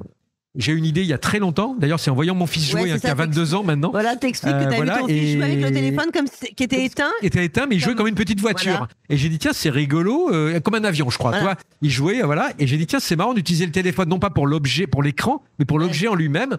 Puis à partir de là, en tant que designer, j'ai développé des usages, parce que souvent c'est ça, un designer, c'est un usage. Et puis après, j'ai commencé à montrer mes protos à mes associés et tout. Puis moi, j'adore les jeux de pirates. Donc je dis, partons sur les pirates. Et puis après, c'est constituer toute une équipe technique. T'as mené le projet jusqu'au bout, parce que avec la distribution par Yellow, etc. Exactement, parce que nous on l'a montré à plein d'éditeurs. On travaillait avec Hasbro en même temps. Hasbro nous l'a validé aux États-Unis, à Boston, mais justement eux, en dessous de 500 000 exemplaires, ils lancent pas le projet. Là, ça marchait que sur iPhone à l'époque. Alors après, on l'a fait sur Android, hein. Mais ils nous ont dit super, nous l'ont validé. Hein. C'est-à-dire qu'ils ont des systèmes de tests et tout. Mais tout le monde nous a dit allez-y. Passez devant. Faites-le en premier, on viendra voir après. Quoi. Et même les distributeurs, honnêtement, je remercie Yellow. Hein, c'est le seul distributeur qui nous l'a pris, qui nous a juste distribué. Et pareil, en Italie, le mec a même pas testé le jeu. Il a secoué la boîte. Ah oui, c'est ça. Il secoue la boîte et il te donne le prix. Il a dit ça, je le vends à 60 €. Je lui ai dit ça tombe bien, c'était le prix où j'ai. Mais ça, j'ai pris une grande leçon, c'est-à-dire que la taille, le format de l'objet en tant que designer, tu vois. Moi, j'adore faire des jeux tout petits. Quand je dis tout petit, là, par exemple, j'ai une collection de jeux que j'ai prévus, juste dans un vinyle. Parce qu'à un moment, tu parlais aussi des jeux à fabriquer soi-même. Ouais, mais c'est ça. Mais c'est toujours dans mes cartons, hein, je vais le faire. Mais là, honnêtement, j'ai été un peu débordé ces 2 dernières années par les IA. Mais j'ai toute une série de jeux pour enfants à fabriquer soi-même en pliage, qui rentrent dans un vinyle. Tu vois, dans un format vinyle, tout plat. D'ailleurs, il y a pas mal de vendeurs de boutiques qui m'ont dit super, parce que toi, quand tu as une boutique, l'espace, par exemple, à Paris, coûte cher. Et quand je te prends, par exemple, 10 World of Yo, ça me fait 1 mètre de long. Je te prends 10 formats vinyle. Là, ça me fait 10 cm. Donc, tu vois, alors par contre, en visibilité, t'as moins de choses. Mais il faut le préenter autrement, quoi. Voilà, et donc c'est rigolo. Le mec qui a secoué ma boîte, et par rapport au poids et à la taille, il me dit ça, c'est 60 €. Je lui fais, allez. Deal. Vas-y. Voilà. Mais donc ça, c'est juste des anecdotes. Mais c'est vrai que la forme, le form factor, ce qu'on appelle, est super important sur le prix psychologique. Ouais, tout à fait. Et le gros problème avec nous, avec Yo et compagnie, c'est que pour tout vous dire, le jeu a coûté 200 000 €, 50 000 juste de fabrication et 150 000 de logiciel. Ouais. Mais le logiciel, on le donne. Oui, c'est ça, c'est ce que t'expliques. Unlock, c'est pareil. Ouais. Alors ils en vendent beaucoup, mais on vend la boîte, je donnerai pas le prix, mais l'application coûte cher. Oui, voilà, l'application est gratuite, mais elle coûte cher. Ça, c'est ce que tu expliquais aussi, oui. Parce que c'est 3 mois de développement. Parce que de toute façon, les gens ne veulent pas payer les applications. Exactement. Mais c'est exactement comme les gens ne veulent pas payer le contenu sur Internet, exactement. etc. Hein. Et c'est comme maintenant sur Amazon, toi, nous, on vend en ligne sur notre site. Bah, les gens ne comprennent pas pourquoi ils payent le prix du transport. Bah ouais, mais nous, on n'est pas Amazon. Voilà, et donc, en gros, on est obligé de s'adapter à ce monde. Et donc, c'est un peu compliqué, mais c'est intéressant parce que là, tu dois être très créatif, en fait. Ouais. Voilà. On parlait des IA tout à l'heure, parce que tu fais des conférences. Enfin, c'est quelque chose dont tu l'utilises. Ouais. Tu disais que même que c'est quand même un sujet effectivement qui est quand même assez tendu. Hein, on va pas se mentir. Hein, on le sait que qu'il y a beaucoup de discussions âpres. Donc, on parlait déjà il y a 2 ans dans ton interview de la radio des jeux. Est-ce que ton point de vue il a évolué? Comment il a évolué en 2 ans sur le sujet? Alors, je sais plus trop ce que j'ai raconté à la radio des jeux. Mais t'es quand même relativement optimiste. Oui, mais je suis toujours optimiste en fait. Ouais. Alors, on me l'a reproché. Ouais, Étienne, t'es toujours optimiste. Mais honnêtement, moi je l'ai dit dans la radio des jeux, moi j'ai vu l'arrivée dans mon métier en tant que designer, l'arrivée de l'informatique. Moi, mes profs m'ont dit, le métier de graphiste, c'est fini. Il n'y a jamais eu tant de graphistes qu'actuellement. Tu vois, c'est qu'en fait, l'arrivée de l'informatique, c'est violent, hein, l'arrivée de l'informatique dans notre métier, mais pareil, chez les architectes, mais je sais pas, chez les informaticiens, t'imagines, ou chez les, n'importe quoi. Tiens, je sais pas, les juristes ou les gens en comptabilité, toi, l'arrivée de l'informatique, c'est un bouleversement assez radical, comme nous, l'arrivée du web ou des réseaux sociaux, tu vois, c'est un bouleversement vraiment anthropologique. C'est pas qu'un outil. Ça change notre vie. Tu vois, l'arrivée de l'iPhone, c'est pas un gadget. C'est qu'on vit pas pareil. Voilà. C'est que la vie serait différente si on n'avait pas créé l'iPhone. Pour le pire et le meilleur, hein, c'est ça. Et moi, en tant que designer, j'estime, et designer et humain, hein, quand je dis designer, c'est que je suis designer, hein, mais n'importe quel métier, moi, avec l'arrivée des IA, j'ai conscience que c'est extrêmement violent pour certaines personnes, mais on n'a pas le choix. Tu vois, c'est comme, quand je dis on n'a pas le choix, elles sont là. C'est-à-dire qu'il y a des gens, dans plein de métiers, elles sont actées. Par exemple, moi je travaille beaucoup dans les agences de design, de communication, elles sont rentrées dans le quotidien. D'accord. Elles sont, là c'est un outil, hein, considéré comme un outil, mais comme un outil comme Photoshop. Hein, c'est quand même un peu plus parce que... pour le coup, tu peux vraiment déléguer une tâche complète, en fait. C'est un peu plus qu'un simple outil. Oui, c'est pour ça que... En fait, là où tu demandais à un humain de faire quelque chose, maintenant tu peux demander directement à l'IA. Effectivement, cet humain-là, on se dit c'est que cet humain-là, il disparaît. Ouais, tout à fait. Mais ça, c'est clair. Des métiers vont disparaître. Et donc, on comprend pourquoi les illustrateurs et illustratrices, pour eux, c'est violent, en fait. Non, mais moi, le premier, j'ai été extrêmement vexé. Pas les premières fois, mais à un moment donné, honnêtement, vers 2022, honnêtement, les IA de génération d'images sont devenus meilleurs que moi. Elle dessine mieux que moi. Voilà, c'est acté. Non, mais je veux dire, non, mais je me rappelle de cette sensation. Sachant qu'elle dessine pas vraiment, pour le coup. En fait, c'est de la prédiction. Elle hallucine. Qu'on redise bien. Elles hallucinent. Que les IA dont on parle, les IA génératives, celles qu'on connaît nous, Midjourney ou ChatGPT, en fait, ne créent pas quelque chose. Elles vont prédire en fonction de ce qui leur semble le plus probable, c'est ça. Donc, si on leur demande de donner l'exemple d'un chat, en fait, elles vont regarder dans tout ce qu'elles connaissent pour te sortir ce qui ressemble le plus à un chat selon elles, c'est ça. Hein. Exactement. Et c'est pour ça que je suis pas inquiet toi, je sors d'une discussion de 9 heures. Donc je suis bien cassé. Et en fait, à la fin, là, les gens de l'éducation nationale, et voilà. Et en fait, on est arrivé sur dire que nos chers étudiants, en fait, il faut qu'ils soient ultra créatifs. Et qu'en fait, c'est presque alors, je suis violent dans ce que je dis, hein, j'en ai conscience. Mais c'est qu'on n'a pas le choix. Nous, en tant qu'humains, il va falloir élever notre niveau. C'est-à-dire qu'on est en compétition. C'est-à-dire que, toi, par exemple, on est aux États-Unis, un Shopify, par exemple, le PDG de Shopify a dit alors, on est dans les trucs de web, très automatisés, voilà. On est aux États-Unis, on est dans un univers beaucoup plus violent que le nôtre, a demandé à tous ses employés de se comparer avec une IA et de prouver en quoi il était meilleur que l'IA. Si tu n'arrives pas à le prouver, t'es viré. Au moins, c'est clair. Non, mais eux, ils l'ont fait clairement. Mais dans toutes les autres sociétés, c'est ce qui se passe. C'est qu'à un moment donné, si on sent que tu vas pouvoir être remplacé, si ta tâche est automatisable, et en fait, ce qui est dramatique, c'est qu'en fait, profession artistique et intellectuelle, comme toi et moi, par exemple, et plein de gens qui nous écoutent, en fait, on croyait être protégés.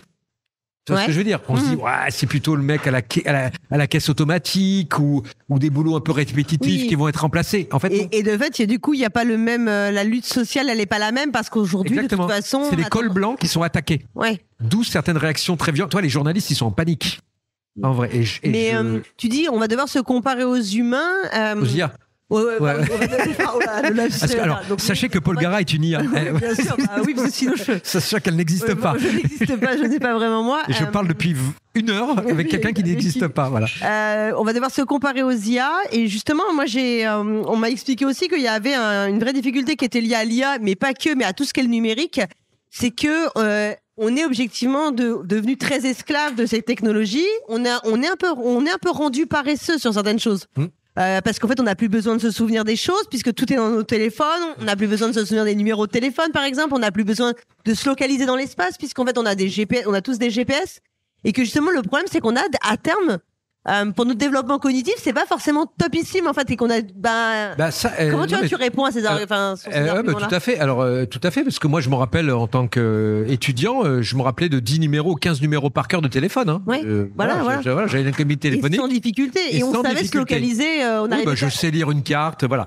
Et c'est vrai qu'on a perdu. Donc le gros challenge pour l'être humain, mais ça a toujours été ça. Hein. Je pense que quand on est sorti de notre caverne, on a perdu des trucs. Quand on a appris à lire et écrire, toi, quand l'écriture est arrivée, les grands débats des philosophes, tu sais, Socrate, Platon et compagnie, tout d'un coup, les étudiants des philosophes grecs devaient tout connaître par cœur. Tout d'un coup, l'écriture arrive. Et il y a eu des discussions qui sont référencées où certains disaient c'est la perte de la connaissance, même de l'intelligence, puisque les étudiants n'ont plus à savoir par cœur tous ces textes. De lire. Évidemment, donc moi, en tant qu'optimiste, je suis assez confiant. Alors attention, il y a certaines personnes qui vont se laisser aller, mais c'est comme la drogue. Non, mais je veux dire, c'est super drôle la drogue. Hein. Mais il faut pas en abuser. Non, mais alors, ceci n'est pas un conseil d'investissement ou de drogue. Non, mais pourquoi les gens prennent de la drogue? C'est que c'est fun au début. Ouais. Non, mais sinon personne ne prendra de la drogue. Si t'es malade tout de suite, c'est sûr qu'il y a une addiction. Il y a des problèmes intellectuels, physiques, psychiques et compagnie. Donc c'est la dépendance. Et là, c'est la même chose. C'est que c'est une vraie drogue. Hein. D'ailleurs, toi, quand tu dis par exemple les Instagram et compagnie, c'est vraiment calculé pour que tu sois addict au scrolling infini. Hein. C'est pensé, hein. Ça s'appelle les dark patterns. Ouais. C'est vraiment des designers. Ça veut dire aussi qu'on a des capacités de concentration qui sont assez faibles parce qu'on a tendance à vite et puis zapper. On est très vite lassé. Ouais. D'ailleurs, on le voit maintenant, les films et tout ont des montages de plus en plus cut, de plus en plus rapides. Il faut toujours des événements. Quand on voit des choses plus contemplatives, on en est presque surpris. Essaye de faire regarder du Stalker, de Tarkovsky par exemple, des films très lents russes, tu vois, qui sont extrêmement magnifiques. Et alors moi j'arrive encore à rentrer dedans, mais je suis pas mon fils vraiment fan de science-fiction. Je lui ai fait montrer 2001 l'Odyssée d'espace. C'est dur. Alors déjà c'est dur mais en fait c'est dur mais il a vraiment eu une mauvaise expérience. Alors peut-être que je l'avais survendu, mais peut-être. Voilà. Ouais. Mais je suis assez positif parce qu'il y a toujours des. Bon, tu vois. Maintenant, il y a des. Toi, je me suis inscrit à un site de cinéphiles. Tu sais ce que c'est leur pub, c'est dire les conseils que vous allez avoir sont sans algorithme. Ouais. C'est-à-dire que c'est le contraire de Spotify. Ce n'est pas algorithmé. Ouais. C'est un verbe français. Et en fait, on va avoir un retour de bâton, le retour à l'humain. On va dire non, mais ce repas, cette recette, ce jeu, ce que tu veux, ce roman a été écrit. Ouais, il y a des fautes d'orthographe parce que justement, d'ailleurs, ce serait presque une preuve de l'humanité. D'humanité, l'erreur. Et c'est intéressant. Moi, là, je repars en tant que mes étudiants en design. Hein, c'est ce qui fait l'erreur humaine. Toi, l'IA n'oublie rien, ce que tu disais. Nous, on oublie. Heureusement, d'ailleurs. Et d'ailleurs, tant mieux. Mais en fait, l'oubli est une mécanique de survie en fait pour nous parce que sinon notre vie serait insupportable si on se souvenait de tout ce qu'on a vécu. Tu ne te souviens pas des douleurs. Voilà, tu te souviens pas des douleurs, tu te souviens pas de tes cauchemars. Exactement. Et par exemple, quand tu as été victime d'actes de traumatisants ou d'agressions, le fait que tu as cette capacité d'oubli, en fait, c'est ça qui te permet de tenir. De survivre. Sinon, tu ne survis plus. T'imagines si tous les. Moi, j'ai une jeunesse assez heureuse, mais il y a toujours eu des drames, même des chagrins d'amour. T'imagines quand tu t'es fait larguer. Oui. En fait, quand on te dit il y a que le temps qui fait son œuvre. Voilà. Et en fait, effectivement, si tu te souvenais comme au moment où ça s'est produit, la vie serait insupportable. Exactement. Si tu arrivais à te remettre dans toi-même un deuil, un truc comme ça, t'as justement les étapes du deuil et tout, on le sait, hein, ça comment fonctionne l'humain. L'IA, pas du tout. Elle se rappelle de tout. Donc tu vois, en fait, il y a plein de pistes super intéressantes. Et je reviens sur les illustrateurs. Il va falloir qu'ils se développent, et moi j'essaye de faire ça modestement avec mes étudiants, des pistes où l'IA ne comprend pas l'erreur, ne comprend pas les silences, ne comprend pas le blanc, ne comprend pas plein de choses. Alors attention, c'est une course vers l'infini, c'est une course sans fin. C'est-à-dire qu'à un moment donné, l'IA va apprendre. C'est-à-dire qu'elle apprend toujours de nous. Ok. Si tout d'un coup... parce que j'ai compris aussi que dans les IA, donc là on parle des IA génératives, il y a d'autres IA qui sont beaucoup plus développées, qui sont pas encore vraiment là, mais qui elles seront capables de penser même comme l'être humain en fait. Ouais. Alors attention, c'est du pipeau marketing. Alors quand je dis pipeau, en fait, ce n'est qu'une simulation. Okay. D'accord. Il y a rien d'autre. Il y a pas de conscience. On peut simuler. Alors, par exemple, attention, l'IA connaît Terminator. Elle a lu tous les films de science-fiction et elle a lu tous les livres de science-fiction du monde. Donc elle est capable de te ressortir des concepts hallucinants comme Her de Spike Jonze. Ouais. Elle sait ce que c'est. Même si toi t'as pas vu le film, hein, pour ceux qui ne connaissent pas, c'est quelqu'un qui tombe amoureux d'une IA avec la voix de Scarlett Johansson. Et actuellement, ça existe. D'accord. Okay. Essayez Sésame.com, vous allez voir. Okay. Voilà. Mais en fait, ce n'est que de la simulation. D'accord. L'IA n'a pas peur de la mort. N'a pas plaisir, n'a pas d'émotion. Mais elle peut le simuler. Tu vois elle peut te faire croire Elle peut te faire croire. Et c'est là où. Mais effectivement, elle n'a pas d'émotion. Et d'ailleurs, de toute façon, elle n'a pas d'opinion non plus. Exactement. C'est pour ça qu'elle est très dangereuse. Ouais. Parce que quand tu as Elon Musk qui fait Grok, qui est une IA entraînée, c'est l'IA de X, qui est entraînée uniquement sur les tweets et je sais pas comment on appelle ça, de X. Ouais. En fait, aux États-Unis en tout cas, parce qu'en Europe, elle est un peu plus lissée, parce qu'il y a des lois quand même en Europe. Elle est antisémite, elle est raciste, elle est transphobe à mort. Parce que Elon Musk, c'est un problème sur les trans. En fait, un gros problème d'ailleurs. Mais les IA ne sont pas neutres. Oui. Elles dépendent des humains qui l'ont programmée et qui l'ont nourrie. Oui. Et donc, c'est très, très si on la corrige, parce que je comprends aussi qu'il y a des personnes dont le métier est de corriger les... On essaie de l'aligner, ça s'appelle. Ouais. Mais attention, on l'aligne. Par exemple, tu vois, Sam Altman, qui est le PDG d'OpenAI qui fait ChatGPT, dit qu'il veut faire une IA neutre. Non, c'est une IA neutre pour un milliardaire californien. Ouais. Donc elle est pas neutre, elle a un biais.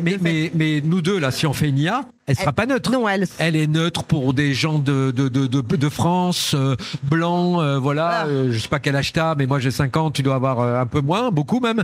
Non mais voilà, on est tous biaisés. Oui. Et donc ça, il faut vraiment prendre en compte que discuter avec une IA, c'est pas du tout neutre. Ouais. C'est comme avec un humain. Attention. Par contre, l'IA est faite pour nous séduire. Oui. Donc tu vois, on est face à quelqu'un qui est très séducteur, qui est là pour nous faire plaisir, mais qui a une culture différente de la nôtre. Ouais. C'est un extraterrestre en fait, c'est vraiment un extraterrestre. Okay. Donc c'est à la fois passionnant quand on arrive à la faire diverger, c'est pour ça que j'utilise le terme de divergence, c'est très important en design. C'est qu'au début d'un projet, tu diverges, tu essayes de partir partout. Okay. Toi par exemple, petit truc, quand je crois que c'est Jean-Louis Fréchin qui dit ça, un designer, il dit à un designer, tu lui demandes pas comment construire un pont, ça c'est un ingénieur. Okay. Un designer, quand tu lui dis tu lui dis je veux juste traverser la rivière, peut-être qu'il va te proposer un pont, peut-être qu'il va te proposer des bateaux, ou peut-être apprendre à nager aux villageois. Ouais. Ça, c'est un travail du designer. C'est-à-dire qu'au début, on va diverger. Donc, on va avoir plein de pistes possibles. Mais c'est comme toi dans ton métier de juriste. Je pense que quand on te pose un problème, tu vas diverger. Va me dire, par exemple, on veut restructurer des activités, on peut faire une fusion, on peut faire une tupe, on peut faire plein de choses. Voilà, on peut faire tout. Mais pareil pour un illustrateur, pour un romancier. Et on va faire les avantages et les inconvénients de chacune des solutions. Et après, c'est la convergence. Voilà. Ça, c'est mais l'IA est très très forte pour la divergence. Okay. C'est-à-dire on peut lui faire. Moi, en tout cas, je m'amuse à lui faire voir différents points de vue. Ok. Voilà, plein de possibilités complètement folles. Vas-y, on s'en fout. Toi, moi, j'ai un terme rigolo que j'utilise, brocoli. Toi, un prompt très très drôle, tu rajoutes brocoli dans les images. Tout d'un coup, ça te fait des formes fractales, complètement bizarres, voilà. Et en fait, ça met des grains de folie. Et là, moi, en tout cas, personnellement, comment je l'utilise, pas du tout pour faire le travail à ma place. J'utilise juste pour augmenter ma créativité. En tout cas, ma folie. Tu vois, j'utilise vraiment, c'est pour ça que je m'amuse avec le terme drogue, mais toi, ils utilisent, les chercheurs, le terme d'hallucination. Oui, c'est le terme qu'on utilise, c'est un peu une IA elle hallucine. Elle essaye à partir du bruit, c'est du bruit, du bruit visuel, et à partir de ce bruit, ce chaos, elle essaye de distinguer dans ce bruit, comme nous quand on regarde un nuage, on dit regarde, on dirait un lapin, toi tu dis bah non, et puis tout d'un coup tu dis ah ouais, regarde l'oreille et la petite queue, et bouf, tu vois le nuage. Et ça, c'est un gros travail que nous, on a intellectuellement. L'IA font pareil. Et là, c'est la partie la plus intéressante. Par contre, après, moi, je refais converger. Moi, j'ai eu la chance de travailler sur des gros projets, par exemple, de vidéos, des trucs comme ça.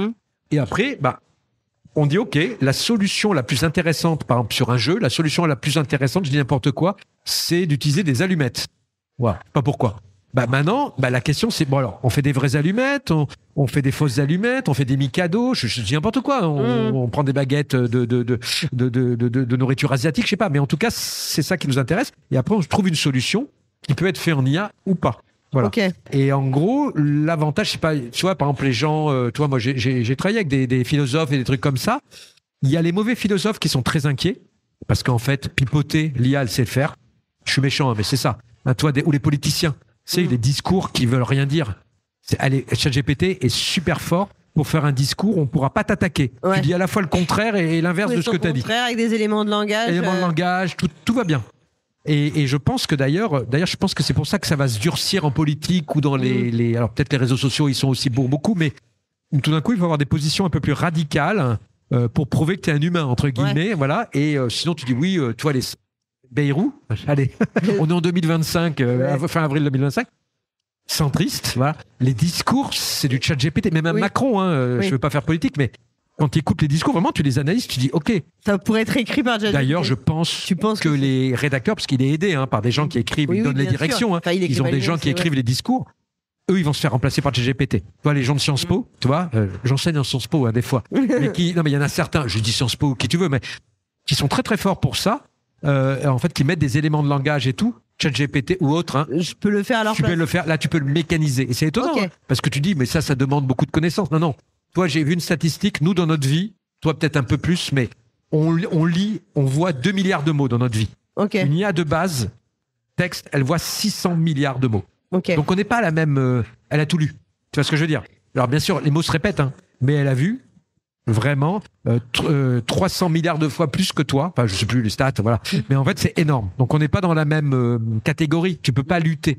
Et sur les aspects écologiques de... Alors là, ça c'est un des... Alors, moi, en vrai... Enfin, là, on a vu avec l'histoire des starter packs, les questionnements sur la consommation. Oui, avant, on avait les Ghibli machin. Là, on a les géoguessing. Toi, il y a des modes toutes les semaines, toi, de faire des IA. Voilà, et parce que le grand public découvre des outils et quelqu'un balance. Tu sais, c'est comme, je sais pas, il y a 2 ans, il y avait le pape en doudoune Gucci. Là, tout d'un coup, tout le monde s'est amusé à faire le pape en doudoune Gucci parce que tout d'un coup, c'était trop. Donc, il y a des modes ponctuels. Moi, honnêtement, alors, au nouveau, là, je pense que ça va être trop court, mais pour en parler, mais ça me dérange pas. C'est ponctuel. Alors, je suis assez optimiste. Je me dis, bon, ça va, on s'est amusé pendant une semaine. Moi, je l'ai pas fait pour tout te dire, mais j'ai fait autre chose. Mais il y a eu une avancée. Alors, on est en fin avril 2025, il y a une avancée majeure par ChatGPT avec l'image. Et tout d'un coup, il y a une nouvelle technologie qui est arrivée et qui permet de faire des trucs assez incroyables. Là, il y a des utilisages ponctuels, comme tu dis, mais on a les vraies questions. De toute façon, l'utilisation de l'IA au quotidien, on sait que c'est quand même des questions en termes de ressources en eau, en métaux, pour maintenir les data centers qui sont quand même un questionnement dans une... Et ça s'inscrit dans le cadre global où on est de toute façon dans une situation écologique catastrophique. Ah non, mais tout à fait. Alors, il faut pas se voiler la face. D'ailleurs, moi, je fais des cours, j'ai tout un cours dessus sur les vrais chiffres. Alors, les vrais chiffres, c'est très compliqué. On se croirait au début de la voiture électrique il y a 15 ans. D'accord. Il y a tout et n'importe quoi. Ok. Voilà. Donc, par exemple, une recherche ChatGPT ne dépense pas 1 litre d'eau. Une recherche ChatGPT ne dépense pas 30 fois plus qu'une recherche Google. C'est 2 fois. Ça dépend des modèles que tu utilises et tout. Donc, il y a plein de trucs.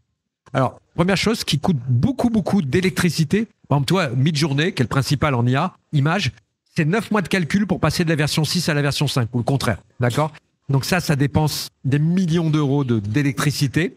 Voilà. Par contre, la phase... Donc ça, c'est une fois pour toutes. C'est fait. D'accord? Mais c'est pour tout le monde. Ce qu'on appelle la phase d'inférence, c'est quand tu promptes. Ça, c'est 4 secondes d'un gros PC. Alors, par contre, on est presque 1 milliard tous les jours à utiliser ChatGPT. Voilà, c'est ça, en fait. Ça... Mais on est 1 milliard à utiliser Netflix, on est 1 milliard à envoyer nos Gmail. Tu vois, c'est ça, c'est qu'on est dans un effet de masse. Et alors, je minimise pas du tout, mais c'est juste pour remettre les trucs. Et surtout, ce qui se passe actuellement, alors les Américains n'ont rien, il n'y a que les Européens qui s'occupent de l'écologie. Ça, c'est clair. Ça, Non, mais ça, je l'ai acté. Moi, j'ai des copains qui vivent aux États-Unis, en Californie. Ils disent, on en parlait il y a 5 ans, c'est fini. Terminé, Parce qu'on s'est aperçu qu'en rentabilité, tout ce qui est green energy, c'est pas rentable.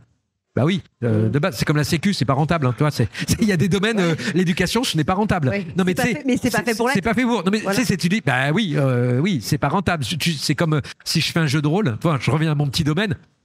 Je pense pas devenir riche avec, mais c'est une expérience. Donc en gros, les États-Unis, puis avec Trump en ce moment, ils en ont plus rien à faire. Par contre, la bonne nouvelle, c'est que ChatGPT aimerait de rester à 20 € par mois.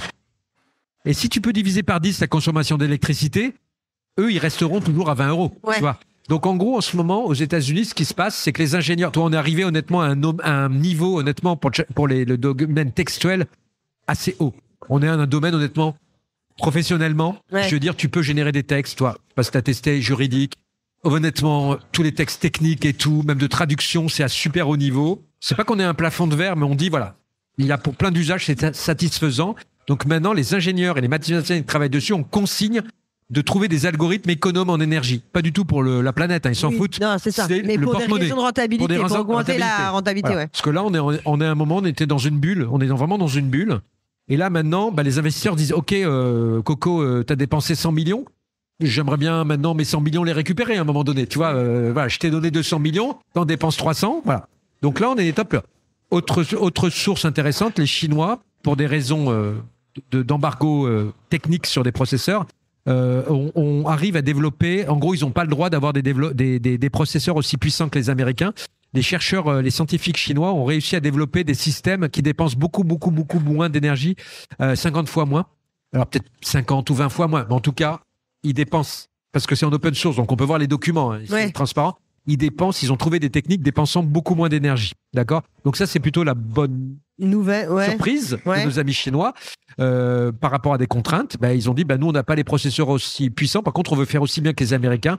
On va essayer d'être un peu plus malin. Pareil, économie d'énergie, je ne suis pas sûr que le gouvernement chinois soit dedans. Mais donc, en gros, on a plutôt des signaux intéressants.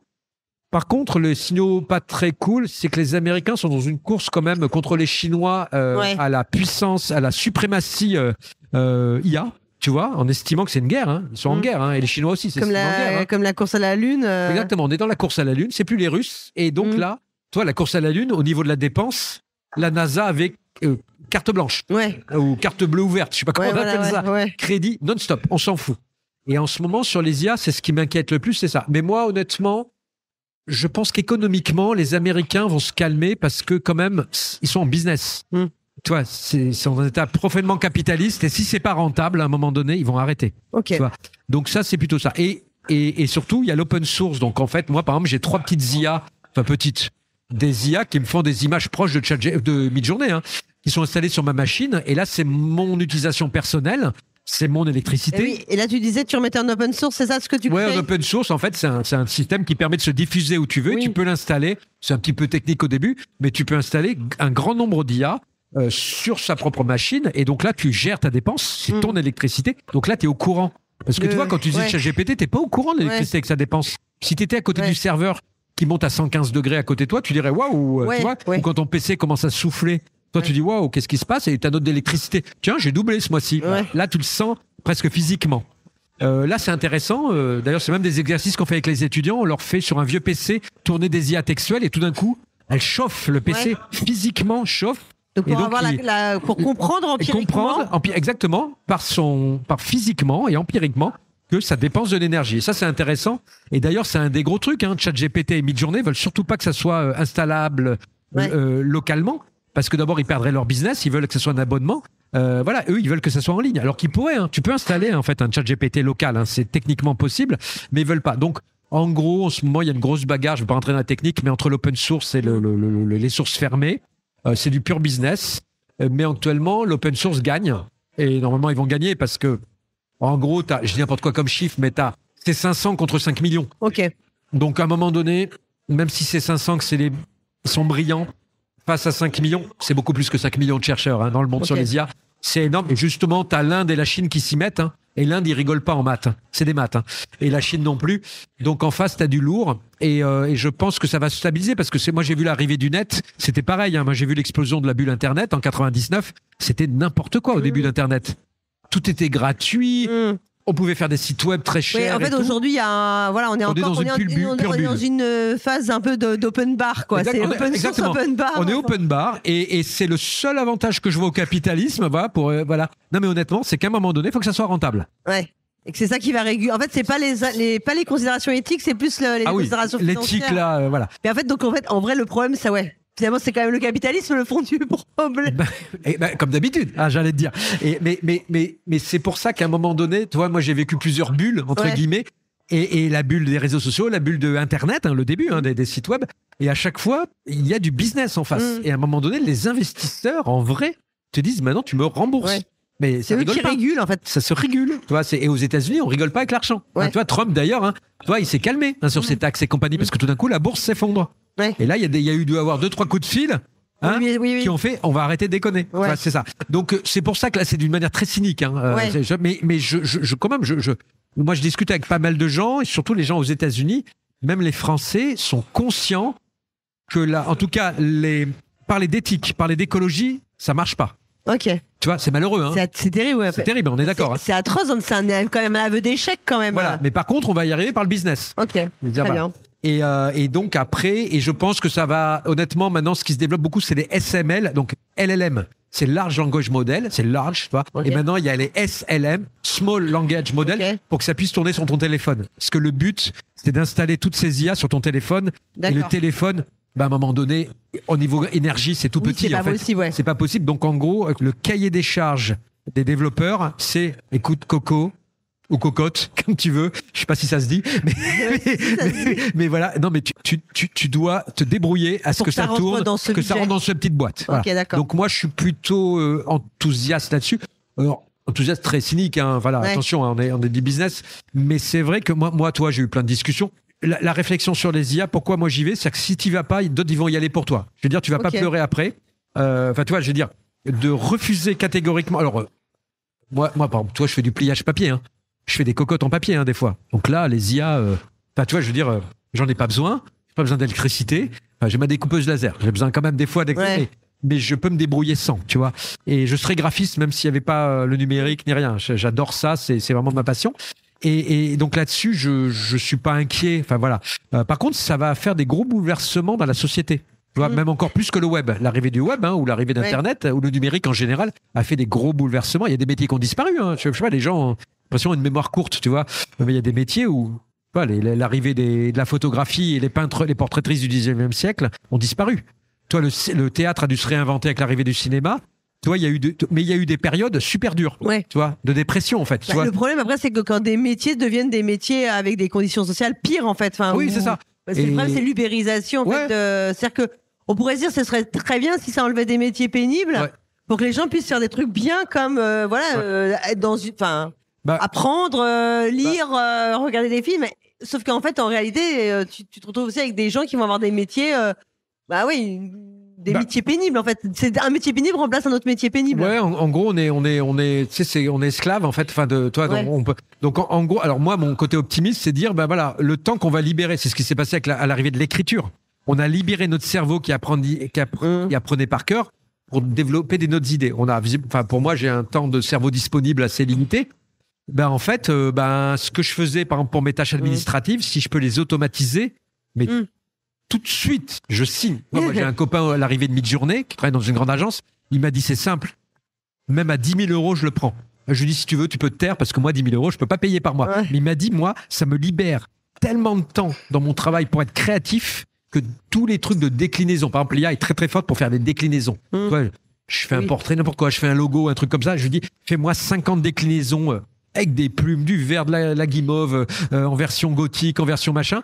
Ça lui faisait gagner un temps fou. Et créativement, ça l'étendait. Et en même temps, t'as pas aussi l'idée que la création, c'est aussi le temps passé, enfin qu'il y a aussi ça dedans. Enfin, mais c'est de la création. C'est ça qui met de la valeur. Ah oui, mais moi, toi, c'est comme l'arrivée des boîtes à rythme, des trucs comme ça, ou du synthétiseur en musique. Il y a eu plein de discussions, pareil, ou à l'arrivée du hip-hop ou des mecs qui faisaient du sampling. La SACD ou la SACEM refusaient. Ils estimaient que ce n'était pas de la création. Mais pareil pour les photographes, ils ont mis 50 ans pour se mettre d'accord à ce que c'était la création. On est arrivé, tu vois, honnêtement, écrire un texte convenable, bien et intéressant avec les IA, c'est du travail. Ouais. De qualité, je veux dire. Et c'est du travail, vraiment. Et moi, je travaille avec plein de photographes professionnels et c'est marrant parce qu'au début, ils sont là. Waouh, toi, les photographes, on parle. Ouais. Toi, aussi ceux qui sont en première ligne, les illustrateurs et les photographes. Mais arriver à quelque chose de satisfaisant professionnellement et vraiment de la qualité que tu veux, hein, et qui correspond à ta sensibilité, en fait, c'est vachement de travail. Et des fois, c'est même plus rapide de le faire d'une manière classique, tu vois. Okay. Et c'est ça qui est intéressant avec les IA, c'est de dire, c'est pas magique du tout. Elles sont très bluffantes parce qu'il y a des effets démo, regarde, je fais un lapin. Ouais, mais tu fais un lapin style Marvel, toi, je dis n'importe quoi. Mais essaye de faire un lapin style petit ours brun, en aquarelle très fin. Compliqué, tu vois. Ou faire un truc dessin minimaliste, c'est beaucoup plus compliqué. Et c'est ça qui est intéressant, c'est de trouver pour l'illustration ou moi le design, c'est de trouver le juste équilibre entre à quel moment l'IA peut être intéressante pour justement sur la période de la partie de divergence. Vas-y, éclate-toi. Par contre, après, toi, moi, les 4 derniers projets que j'ai fait, des pochettes de disques, des pochettes de bouquins, justement de science-fiction et tout, c'est marrant.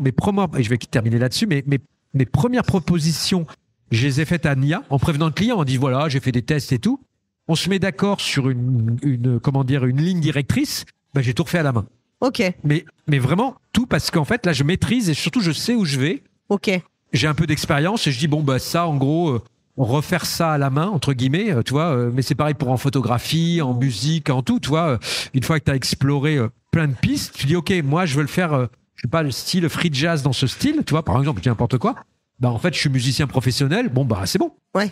Enfin, c'est du travail, hein, mais je sais qu'en, je sais pas, 3 jours, mon morceau sera fini. Ok. Voilà. Et là, moi, je trouve que c'est la bonne période, enfin, la bonne manière d'utiliser les IA, et je le défends beaucoup.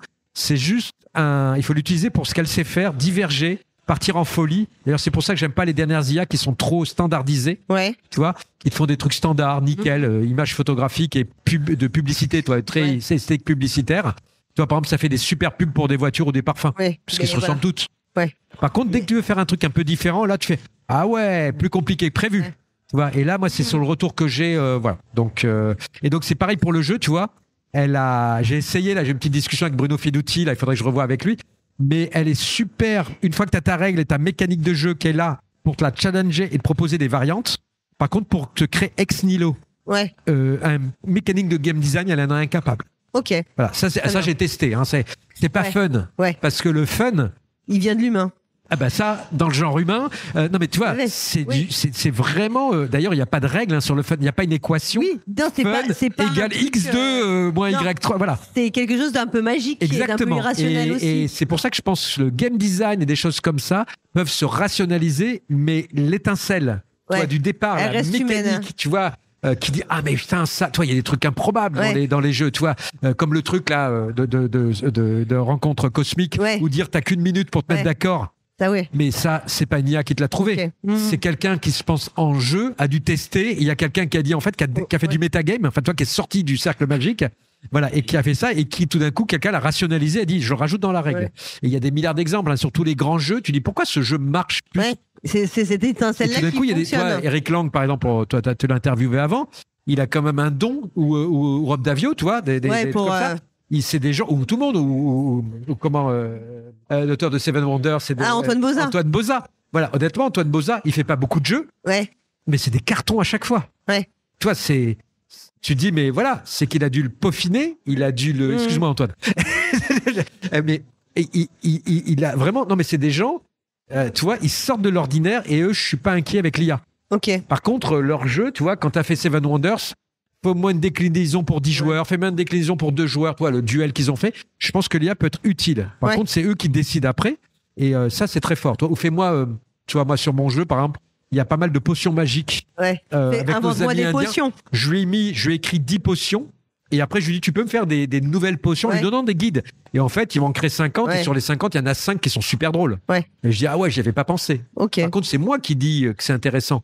Enfin, lui, c'est même pas ce qu'il a fait. Hein, tu vois. Oui, en fait, il n'a pas de conscience. Il n'a pas de conscience ni rien. Puis la notion du fun. Donc, tu vois, je pense que pour finir sur les IA, la notion du fun, ce genre de choses, sur cette magie, c'est pas l'IA qui va la trouver.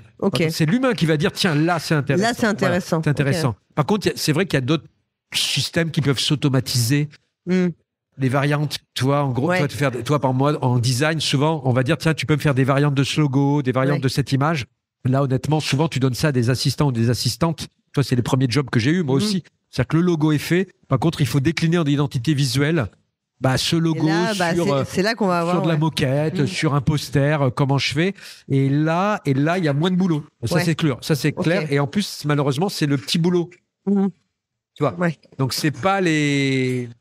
C'est encore une fois les plus modestes. C'est les plus. En fait, c'est les plus modestes qui vont être attaqués. Voilà, et c'est pour ça que ces jeunes, enfin moi je rentre dans les écoles, on leur demande vraiment de dire manque de bol pour vous. Bon, vous êtes tapé le Covid, ça fait beaucoup quand même. Ça fait beaucoup. On vous demande d'être ultra intelligent, ultra humain, ultra radicaux au sens originaux. Il va falloir que vous soyez ultra original. Et tu vois, pour finir, nous souvent, moi j'ai vu ça avec une conceptrice des rédactrices dans une agence, elle se sert de ChatGPT uniquement pour voir ce qu'il faut pas faire. Elle dit, j'ai une campagne à faire, toi je dois vendre des spritz. Par exemple, voilà, je veux faire une campagne de pub pour telle boisson. je décris tout, je demande à ChatGPT comment tu ferais, il dit je fais le contraire. Ouais, le contraire. Parce que c'est forcément quelque chose de très normé. Très normé. Et il dit voilà, moi, je me challenge. Elle dit j'utilise ChatGPT à fond pour dire c'est pas le contraire, mais il faut que je propose quelque chose de différent. Qui soit différent et original. En fait, mon concurrent va avoir ChatGPT aussi. Ok. Voilà. Donc il faut que je sois ce que mon concurrent n'aura pas. Voilà, exactement. Okay. Et là, il n'y a que l'humain. Okay. Enfin, tu vois, pas de... C'est pour ça que je suis assez optimiste. Certains diront un peu naïf, mais de toute façon, on n'a pas le choix. Hein. Enfin, je veux dire. C'est ce que comme ça que toi tu moi, je comprends pas. C'est que, tu vois, il y a pas le choix. Enfin, je veux dire, il y a un truc qui nous arrive. Enfin, c'est comme si les extraterrestres débarquaient. Tu veux dire qu'il faut faire avec. Il faut faire avec. Okay. Et si tu t'y mets pas, n'allez pas pleurer. Enfin, je suis désolé pour le discours que j'ai, mais n'allez pas pleurer parce que dans 10 ans, ce sera pas ce que vous vouliez. Ça, c'est comme en politique. Si tu t'engages pas, écoute, si tu vas pas voter, va pas pleurer. Enfin, je veux dire, tu vois, je vais dire, gna gna gna. T'as voté ? Non, ouais, mais va voter, quoi. Ou va militer, je fais n'importe quoi. Voilà. Donc, c'est du militantisme politique, alors qu'il faut utiliser les armes de l'ennemi. Parce que je peux te dire que les milliardaires américains, je suis pas sûr qu'ils aient la même vision que moi. Ouais. Ou que mes étudiants, ou que nous. Voilà. Donc, Donc, fight. Voilà. Ce sera la conclusion. Conclusion, voilà. Merci beaucoup, Étienne. C'était super cool de discuter ensemble de tous ces sujets. Et puis, on remercie les auditeurs et auditrices qui ont écouté le podcast. Et puis, à bientôt pour une nouvelle émission. Salut! Salut!